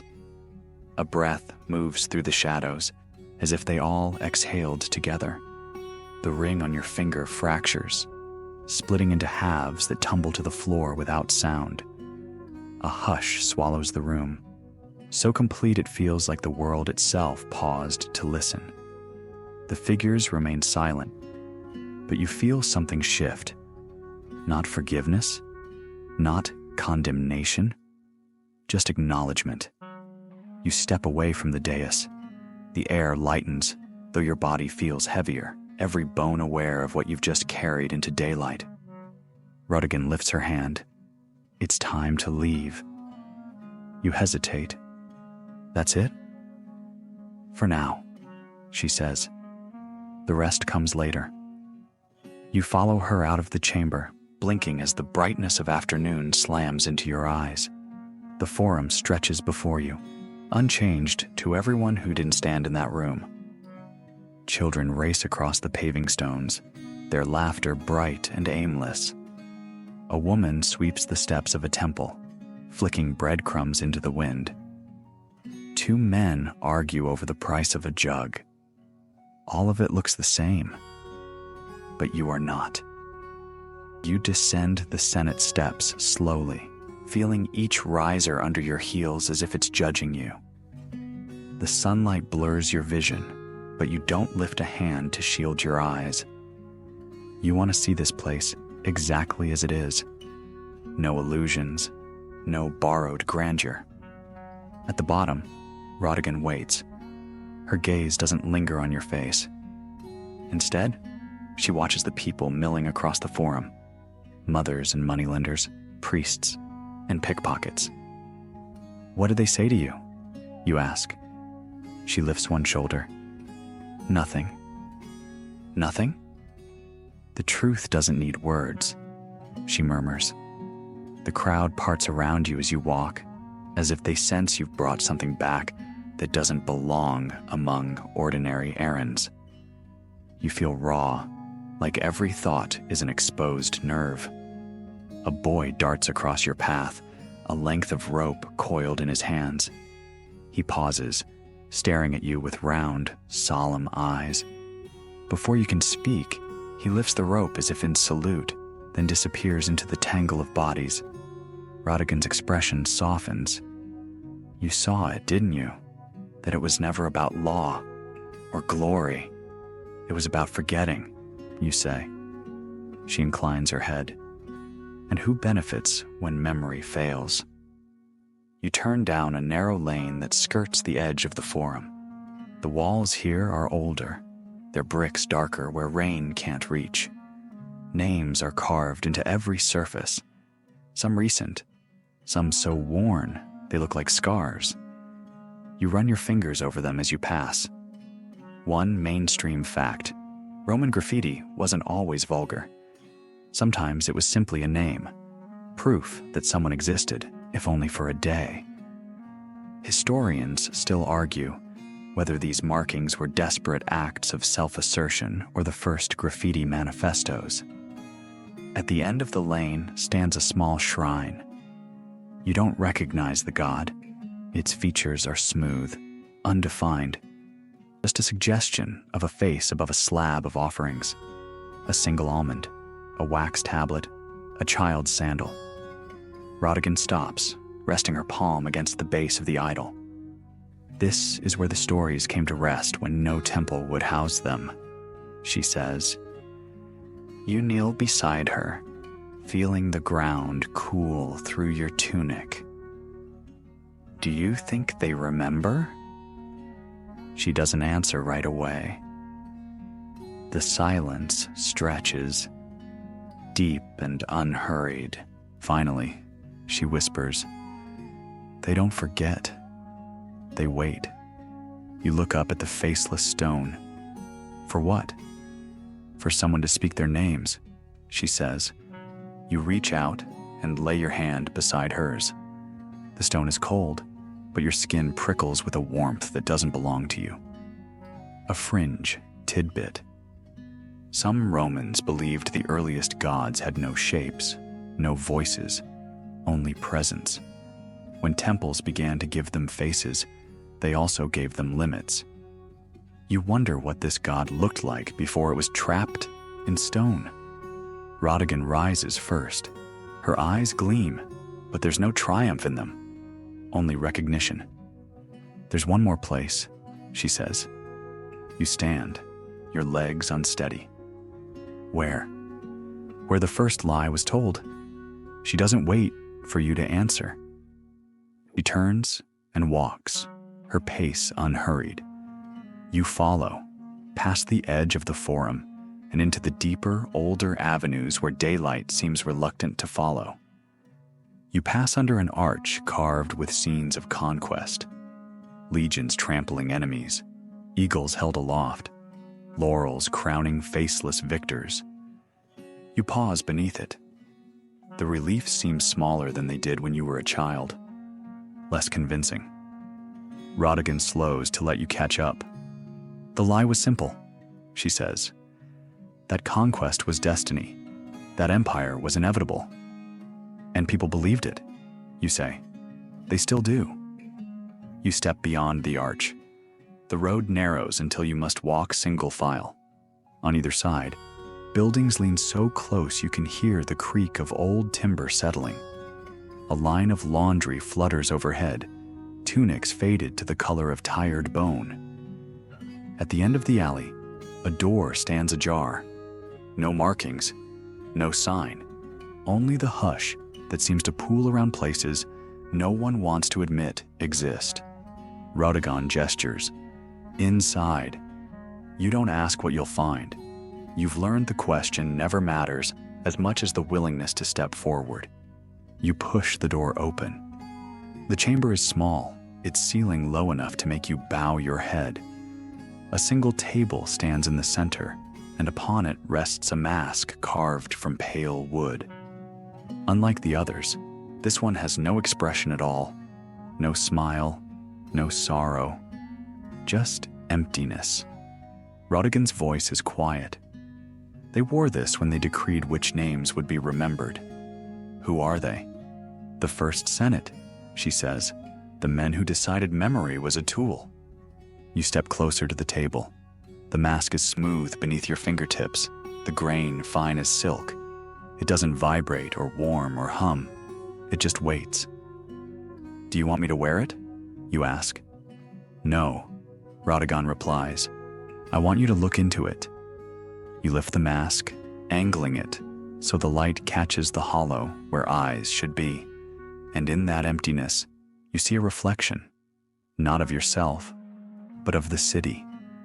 The streets, the temples, the alleys, the faces of the forgotten, the voices of the unacknowledged, and over all of it, the stories, layered and layered until the truth is just another foundation stone. You lower the mask. Rodigan watches you. Now you know. You exhale, and it feels like something you've carried all your life leaves you in that breath. "Is it enough?" you ask. Her smile is gentle. "It's a beginning." You set the mask back on the table. The silence that follows feels different, less accusatory, more like acceptance. When you turn to the door, the sun slants through the opening in a single clean beam. You step into it, blinking. Rome waits, and you are ready to meet it on its own terms. Outside the doorway, the street greets you with the same careless noise as before. Vendors hawking dates, a donkey braying somewhere around the corner, the hush of sandals sliding over stone. But you hear it all differently now. It's not just a marketplace. It's an archive with no shelves. 1,000 small stories being traded and abandoned with every step. Rodigan doesn't walk ahead this time. She moves beside you, shoulder to shoulder. The air feels heavier the farther you go, like you're moving through water no one else notices. At the end of the street, you come to a small square, ringed by columns too battered to name the gods they once honored. In the center stands a tree. Black bark, bare branches twisted into a shape that might be pleading, or might be triumphant. It's the tree you saw in visions, though you never believed it could exist anywhere but your mind. You step closer, unable to help yourself. Every branch is carved with names, some shallow and clumsy, others etched with such care they look like they might bleed. You run your fingertips across the nearest inscription. The letters are rough.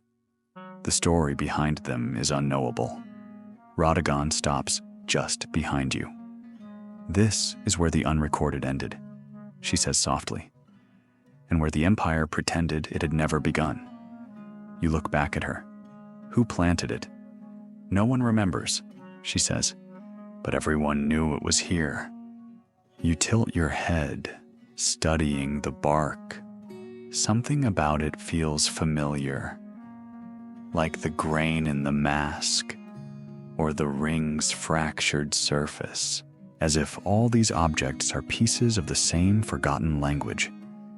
One mainstream fact: Roman law decreed certain trees sacred, boundary markers, witnesses to treaties. But sometimes, an ordinary tree became sacred simply because enough people decided it was. Historians still argue whether this made those trees relics or just convenient symbols. You step around to the other side, where the names grow denser. Each one is a refusal to disappear. Each one is proof that memory is never tidy. Radagon places her hand flat against the trunk. There's something here you should see. You watch her fingers trace a spiral near the roots. The bark softens under her touch, folding open like a door you didn't see.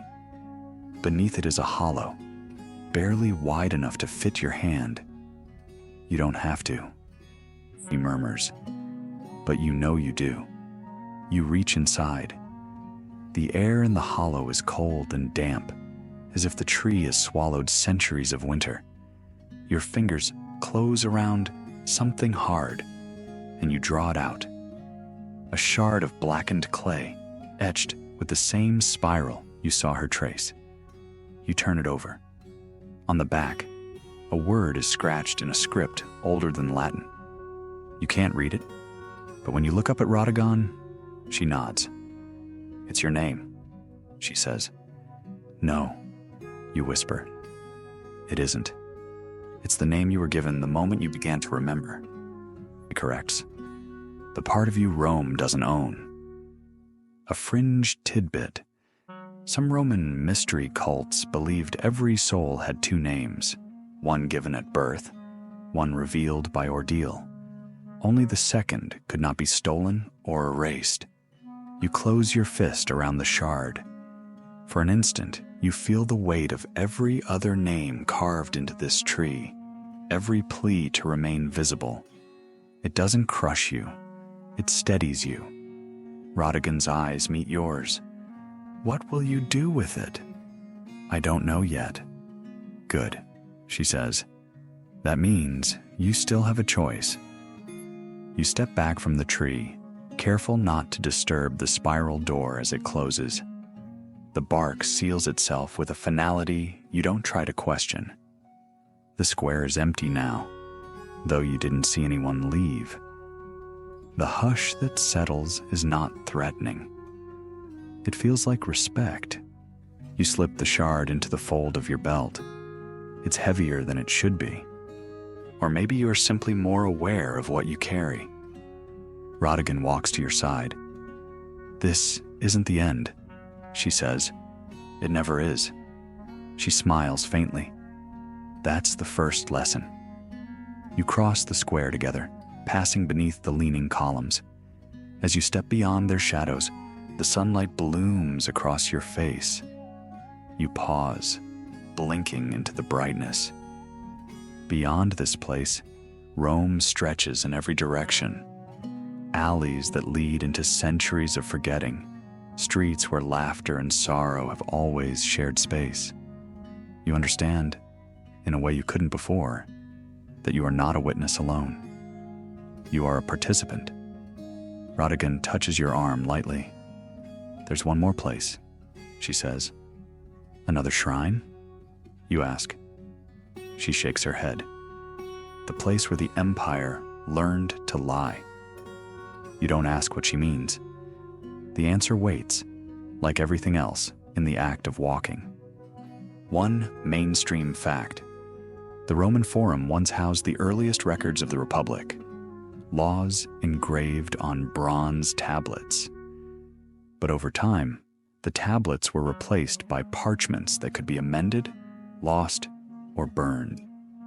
Historians still argue whether this was progress or surrender. You start walking again, every footstep a promise that you will not look away. You don't glance back at the tree. You already know it will be there, long after every empire forgets why it was afraid. The streets you walk now are older than any road marked on a map. The stones under your feet are polished by generations of sandals and ambition. You feel them through the soles of your shoes, each step a conversation with countless lives that passed this way before you. Radagon guides you without hurrying. The alleys twist and narrow, and you realize they're descending. Gradually, Rome folds itself down around you, the sky shrinking to a jagged ribbon overhead. You pass doorways draped in faded curtains, niches holding cracked statues, walls painted with fragments of prayers. No one else is here. Or if they are, they've learned how to remain unseen.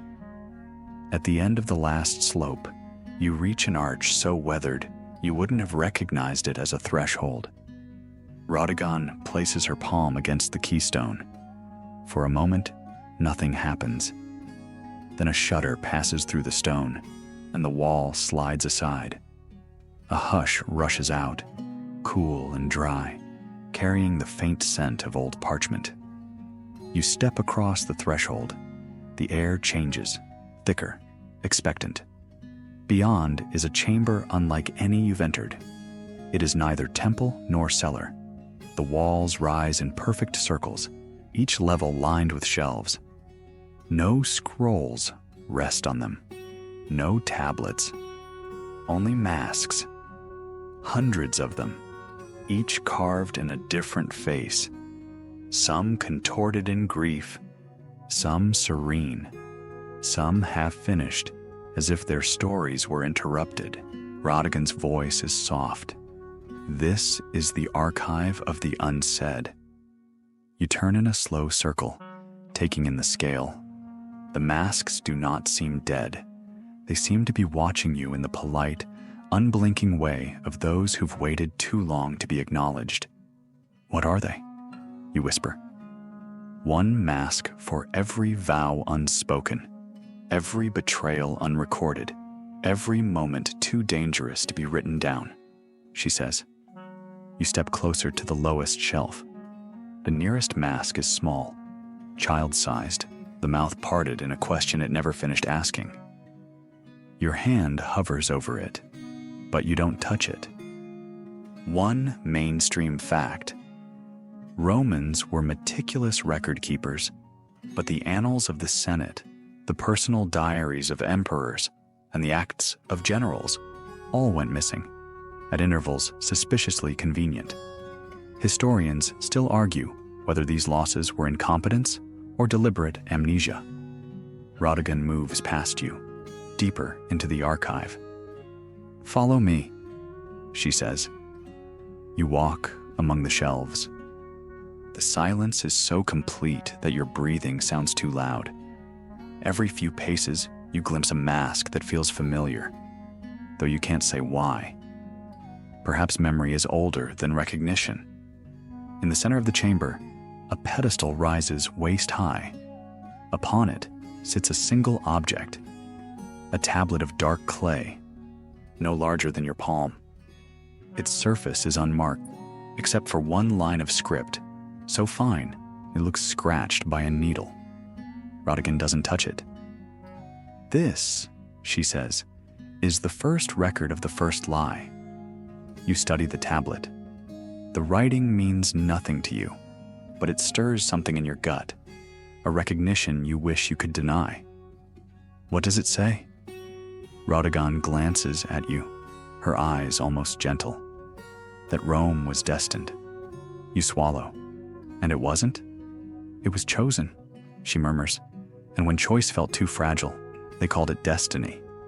A fringe tidbit.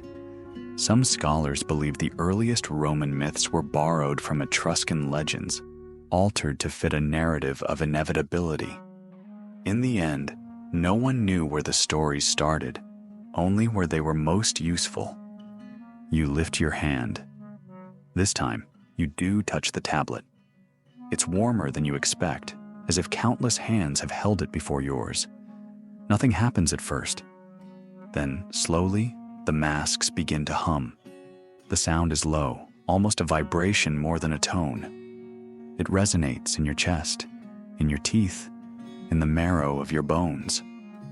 Radagon doesn't look afraid. She closes her eyes.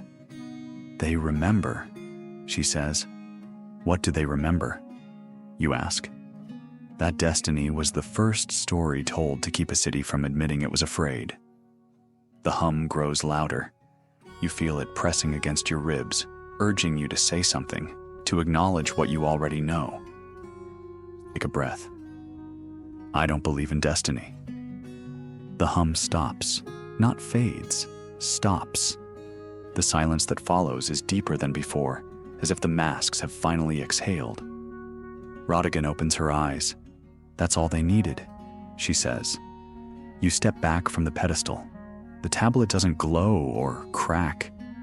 It just sits there, unimpressed, unchanged. Maybe that's the point. The lie doesn't vanish because you name it, but you do. You look around the chamber. For the first time, the masks don't feel accusatory. They feel relieved. Radagon touches your shoulder. It's time. Time for what? To walk out of here with the truth you've chosen, she says. One mainstream fact. The Roman practice of damnatio memoriae, the erasure of a name from all records, never fully succeeded. Even the condemned were remembered in whispers, in curses, in the stubborn refusal to forget. You nod. The tablet stays where it is. You leave it behind, knowing that it will wait for the next person brave or foolish enough to touch it. At the doorway, Radagon turns to look back one last time. Her expression is unreadable. Will you come back? You ask. Perhaps, she says, if you need me. The doorway opens to daylight again. You step into it, and this time, the sun feels like something you earned. Outside, the sky has shifted. The color is richer, deeper blue, laced with the first hints of dusk. You stand there blinking, your eyes adjusting to a world that looks the same, but feels profoundly altered. Radagon doesn't speak. She waits, patient as ever. You realize she's never hurried you, not once. Every question, every hesitation. She met them with the calm of someone who's watched 1,000 lives circle the same truths. You walk forward, past the threshold where the archive lies hidden beneath the cobbles. You don't look back. Some places are meant to be left behind while they continue their quiet work. The street is wider here. Market stalls cluster along one side, their canopies drooping under the weight of figs and dates, old cloth, cracked pottery. A man stands behind a table covered in cheap charms, glass beads, faded coins, carved bits of bone. As you pass, he lifts a hand. For protection, he calls, holding up a small pendant shaped like a flame. You shake your head. Radagon tilts her chin toward the baubles. Do you know why they sell these? To feel safe? To feel remembered, she says. Even the smallest token is a promise that someone will know you were here. One mainstream fact. Roman households often kept small household gods, lares and penates, on shelves near the kitchen. Offerings of bread or wine were a way to make the invisible feel present. Historians still argue whether these rituals were faith or habit. You keep moving, the ring finger of your right hand tingling where the iron band used to be. You wonder if you'll ever stop feeling its weight. As you turn the next corner, a familiar building rises before you. The arena. The same arches, the same ivy clinging to its walls. But today, the facade seems thinner, as though you could walk straight through it and find not stone but memory. Rodigan stops beside you. You knew you'd end here.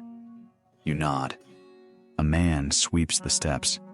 His broom scratches a steady rhythm against the marble, a counterpoint to the muffled roar of the city beyond. You step past him, into the shadowed corridor that leads to the arena floor. You walk slowly, touching the walls as you go. You remember every story you've ever heard about this place. Gladiators with borrowed names, beasts dragged in from the ends of the empire, crowds cheering for a violence they pretended was noble. You step out into the arena itself. The sand is smooth, raked into careful circles no one will notice once the fighting starts again. But tonight, it's empty, silent. Rodigan stands behind you. You can feel her presence without turning. He died here, you say.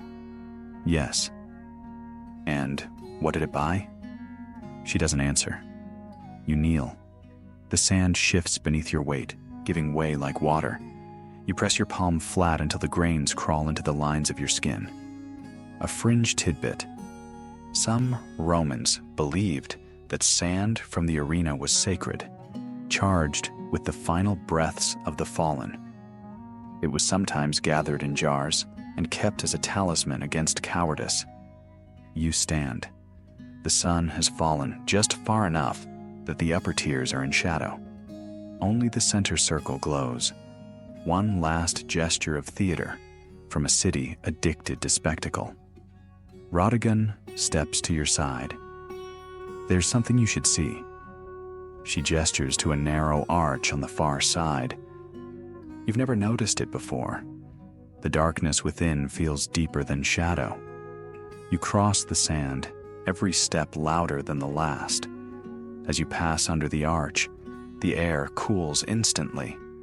Your breath fogs. Inside is a chamber carved into the foundation of the arena itself. Low ceiling, rough walls. A single stone chair stands at the center, as unadorned as a tomb. Rodigan doesn't follow you in. She waits at the threshold. You approach the chair. On the seat rests an object you didn't expect. A gladius, its blade dulled by time, its hilt wrapped in faded leather. You reach for it. The moment your hand closes around the grip, you understand. This isn't a weapon. It's a witness. You lift it, and you see your brother kneeling in the sand, the crowd roaring, the lion circling. But behind all that, something else. Someone standing at the edge of the arena, face hidden, one hand raised in silent command. You can't see who it is. The vision fades. You look back at Rodigan. Her face is solemn. Even in the end, he wasn't alone.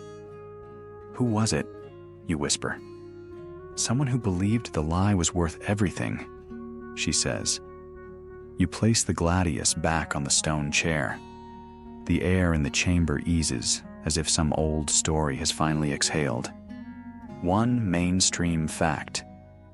When a gladiator died, his weapons were often passed to the next recruit. An unspoken reminder that no man was irreplaceable. You walk out of the chamber. The arena floor looks different. Not because it has changed, but because you have. You see every footprint, every bloodstain, every place where the sand was smoothed to hide what happened. Rodigan meets your gaze. It's time. For what? To decide what you will remember. she says. You close your eyes. For a moment, you feel the darkness pressing in, inviting you to forget, to let the story end. But you open them again, and you walk back into the light. Outside the arena, twilight has gathered itself into a kind of hush. You feel it on your skin, the way the temperature dips, the way the shadows grow long enough to slip under every door. Rodigan waits by the archway. She doesn't look impatient. She never has. Her presence is the same steady gravity it's been since you first saw her. You join her on the steps. Together, you watch the last daylight fade over the rooftops. The city looks peaceful from here, as if it might finally be resting. But you know better. You start walking. The streets are nearly empty. A boy chases a hoop that rattles against the stones. A woman latches her shutters one by one. A stray dog noses at the base of a statue. You pass a fountain where someone has left a cracked jug. Water trickles over the lip, catching the last scraps of light. You pause, brushing your fingertips through the stream. It's cold enough to bite. Rodigan stands a little apart, watching you without comment. What happens now? You ask. She tilts her head. Now you walk to the place Rome pretends doesn't exist. Where is that? Her smile is small, where all things end. You leave the fountain behind, the water still whispering in the darkness. The road you follow is unfamiliar. It curves through a district where the houses lean together, as if conspiring. No lamps burn in the windows. The silence here feels dense, as if every sound would be swallowed before it reached your ears. At the end of the street stands a gate. Not a triumphal arch or a temple door, just a plain slab of stone set upright in the road. Someone has carved a single line across it, but the words are too worn to read. Rodigan lays her palm against the stone. It doesn't move. It simply softens, the surface flowing aside like warm wax. A passage opens. You look at her, waiting for an explanation. She doesn't offer one, so you step through. The space beyond is neither room nor tunnel. It is a cavity in the city's foundation, wider than any hall, its ceiling lost in darkness. The floor under your feet is polished smooth. When you look down, you see faint reflections of yourself walking. Rodigan follows you in. In the distance, a glow pulses, dim, steady, like the heartbeat of something vast and old. You walk toward it without being told. As you approach, you see the source. A tree stands here, roots spreading across the stone, branches lifted in frozen supplication. But unlike the black tree in the square, this one is made entirely of glass. Every limb is hollow, and within each branch flows a thin trickle of light, gold and red and white. You circle it slowly. In the shifting currents of brightness, you glimpse faces, some familiar, some not. You see your brother. You see Rodigan. You see yourself, younger and unscarred by knowledge. One mainstream fact: Romans believed in the mundus, a pit believed to be a gate to the underworld. Rituals were performed to open it 3 times a year, allowing the spirits of the dead to speak. Historians still argue whether it was truly a place or just an idea given form. Rodigan doesn't move. Her voice is softer than you've ever heard it. This is the memory Rome can't destroy. What is it? The record of everything it tried to bury, she says. Every name, every story. You lift a hand. The glass closest to your fingers warms. Inside the branch, the stream of light brightens, briefly illuminating a scene you know too well. The arena, the sand, the last breath. You lower your hand. Rodigan steps beside you. Do you understand now that no lie lasts forever? You say. She nods. A fringe tidbit. Some mystery cults whispered that the soul was a mirror, reflecting the true history of the world. If you dared to look long enough, you would see, not just yourself, the pattern of every life entwined with yours. You watch the light flow through the glass. For the first time, you feel no urgency to speak. The silence is not oppressive here. It is a shelter. Rodigan turns to you. It's time to choose. Choose what? What you will carry back, she says. You look down at your hands. They are empty, but you can still feel the ring that once circled your finger. You can feel the imprint of the tablet, the weight of the gladius, cold hush of the masks. I don't know what to take, you admit. You already have, she whispers. The light within the tree pulses, as if agreeing. You step back. The air shifts around you, cooler, clearer. You realize you are not afraid. Rodigan watches you a moment longer. Then she turns, walking toward the place where the darkness gives way to a narrow line of dawn. You follow her. And as you leave the chamber behind, the glow of the glass branches lingers in your mind, softer than any memory, more enduring than any empire. You step out into the earliest dawn you can remember, pale gold seeping across the rooftops, lighting the crooked eaves and broken cornices with a soft, almost apologetic glow. The sky is a color you don't have a name for, something between memory and surrender. It feels like the city is offering you this moment, a truce, before it starts shouting again. Rodigan stands a few steps ahead.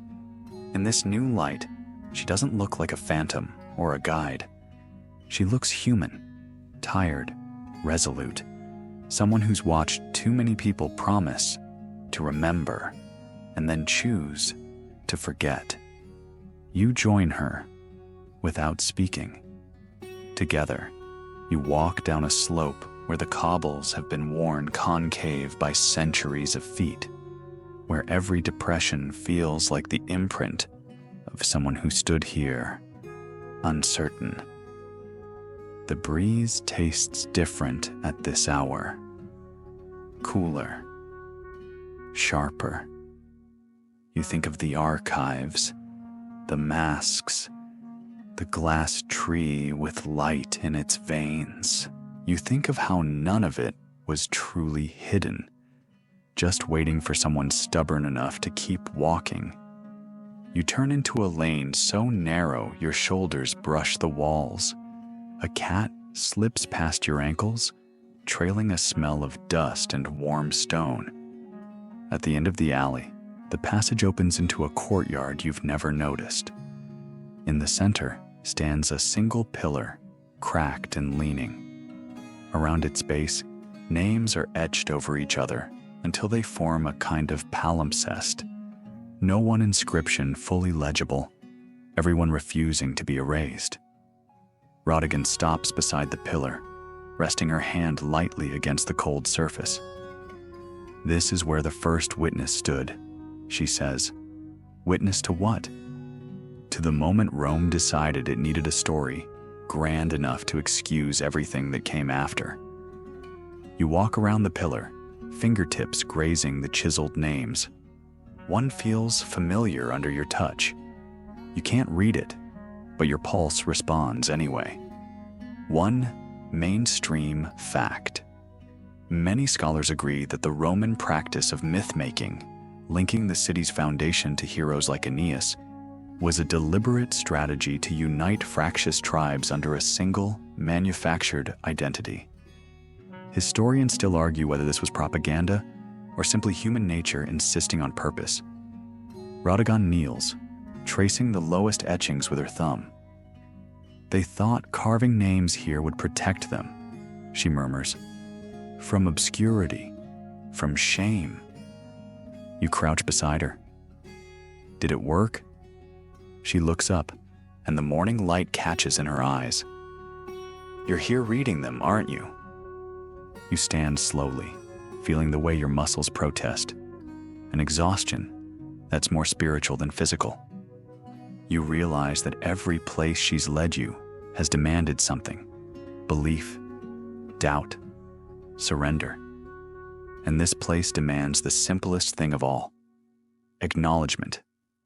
You lay your palm flat against the pillar. The stone is cold at first, but a warmth seeps into your skin, a memory not yours, a whisper that tastes like salt and iron. Maybe it's just imagination, maybe not. The silence lengthens until the city begins to stir. You hear the first vendors rolling carts over the paving stones, the rhythmic slap of shutters being opened, the low mutter of tired voices testing themselves against the day. Rodigan rises and gestures for you to follow. You walk together up a street that winds toward the ridge. From this height, you can see the city unfurling. Domes and temples, rows of tiled roofs, alleys veined with shadow. For a moment, you just stand there, breathing in the sight. You think about how much you've seen and how little has truly changed. You asked me what happens now, she says finally. I remember. Her expression softens. I can't answer that for you. Then why did you bring me here? To show you that nothing is hidden forever, she says. Not even the things you bury so deep you start believing they never existed. A fringe tidbit. There were sects in the late Republic who believed the city itself was alive.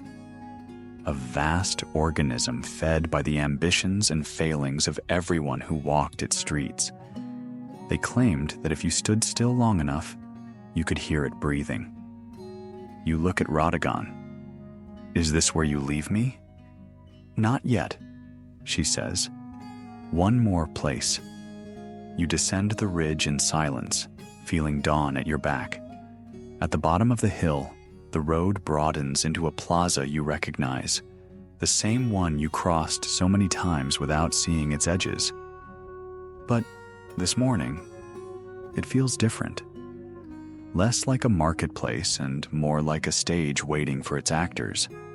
In the center stands a tree, not blackened like the others you've seen. This one is alive, its branches full of small white blossoms that catch the light like tiny lamps. The petals tremble in the faint wind, and you feel something in your chest unclench. Rodigan approaches the tree and touches the bark.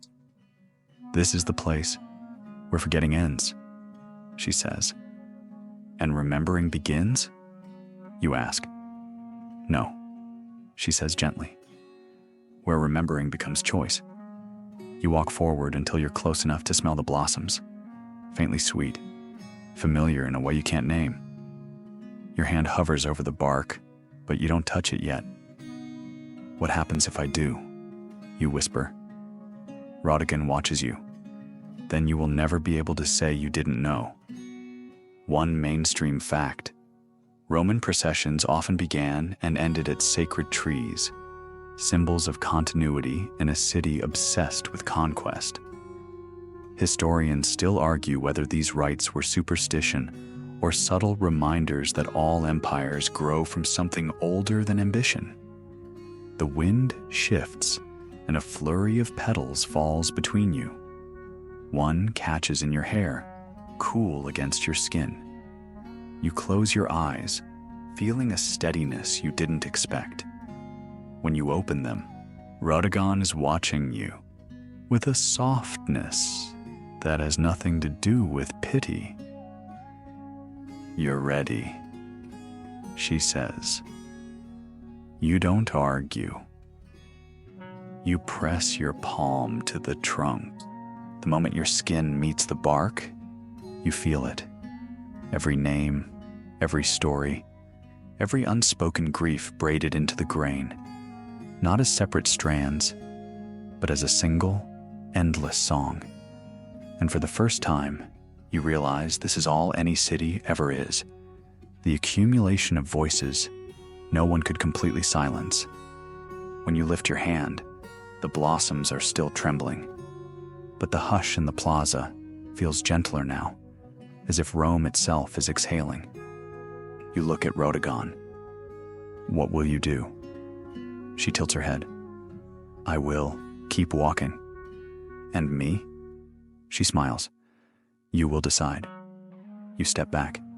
The dawn has become full day, and the city begins to fill with life. Carts creaking, traders shouting, children shrieking their games into the warming air. It's all exactly as it was. Except it isn't. Because you are not. You walk forward into the light, feeling the last weight of the night settle into something you can carry. Not a burden, a trust. And as you go, you understand that remembering is the oldest rebellion there is. So, you're lying there now, maybe curled under a blanket, maybe tracing the lines of the ceiling with tired eyes, feeling the gentle weight of 1,000 stories settling onto your chest, like the soft dust from forgotten scrolls. You don't have to carry them all tonight. Just let them rest there, quiet, patient, unhurried. You've walked a long way, from cracked insula walls that smelled of burnt grain and old regret, through alleys that never quite told the truth, to the hidden archives where memory waited in masks and glass. You've stood where Rome first decided it needed a legend grand enough to excuse everything it would later do.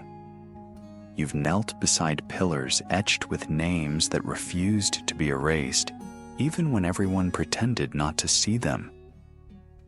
And maybe you're wondering whether any of it matters, whether it makes a difference to remember the ones who vanished between official records and cleaned up myths. Maybe you feel a little foolish for caring about stories no one else will ask you to repeat. But here's the quiet thing you learned. Forgetting is easy because it feels safe. Remembering, especially when it's inconvenient, is the bravest rebellion, the softest, most persistent defiance.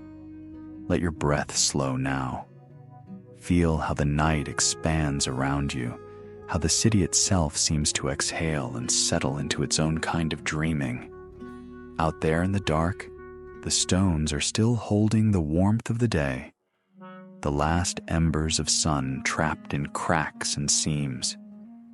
The air drifts cooler against your skin, carrying that faint, metallic scent of old water and older ambitions. You did well tonight. You walked into the parts of history that don't make it into parades or triumphal arches. You listened to voices that had no place on bronze plaques. You traced the shape of the lie and stood long enough to see what lay behind it. And you chose, again and again, to stay awake to it all. Not every truth has sharp edges. Some truths are soft, woven from names whispered in rooms no one else enters, from memories that feel more like dreams. They don't demand to be shouted or chiseled into stone. They only ask to be acknowledged, held for a moment, so they don't disappear entirely. And maybe that's why you feel lighter now, even as you feel the stories pressing into you. Because you know that even the things Rome tried hardest to bury are still here, living in the cracks of its walls, in the dusty corners of its archives, in the laughter of children running across the same worn paving stones. Close your eyes. Let the last images drift across the darkness behind your eyelids. The pillar of names, the glass tree pulsing with memory, the face of your brother in the arena, as the crowd forgot he was ever anything more than a spectacle. Let them fade into something quieter, not gone, just softened, like footsteps dissolving into dusk. The empire doesn't end, not really. It just shrinks into habits and road signs and borrowed alphabets. It lives in the calendar on your wall, in the words you speak without thinking, in the shape of your cities. But so do the people it buried, the ones who stood in silence, knowing the roar of history would drown them out, but whispering anyway. And maybe that's what tonight was for, to hear them. To know that silence is not the same as absence, that forgetting is not the same as peace. So rest now. Let your breathing grow slow and steady, like a tide that always returns. The night is long, but memory is longer. You did well. You remembered. And in the ledger of civilizations, that might be the most rebellious thing of all. Sleep well, keeper of stories. We'll speak again soon.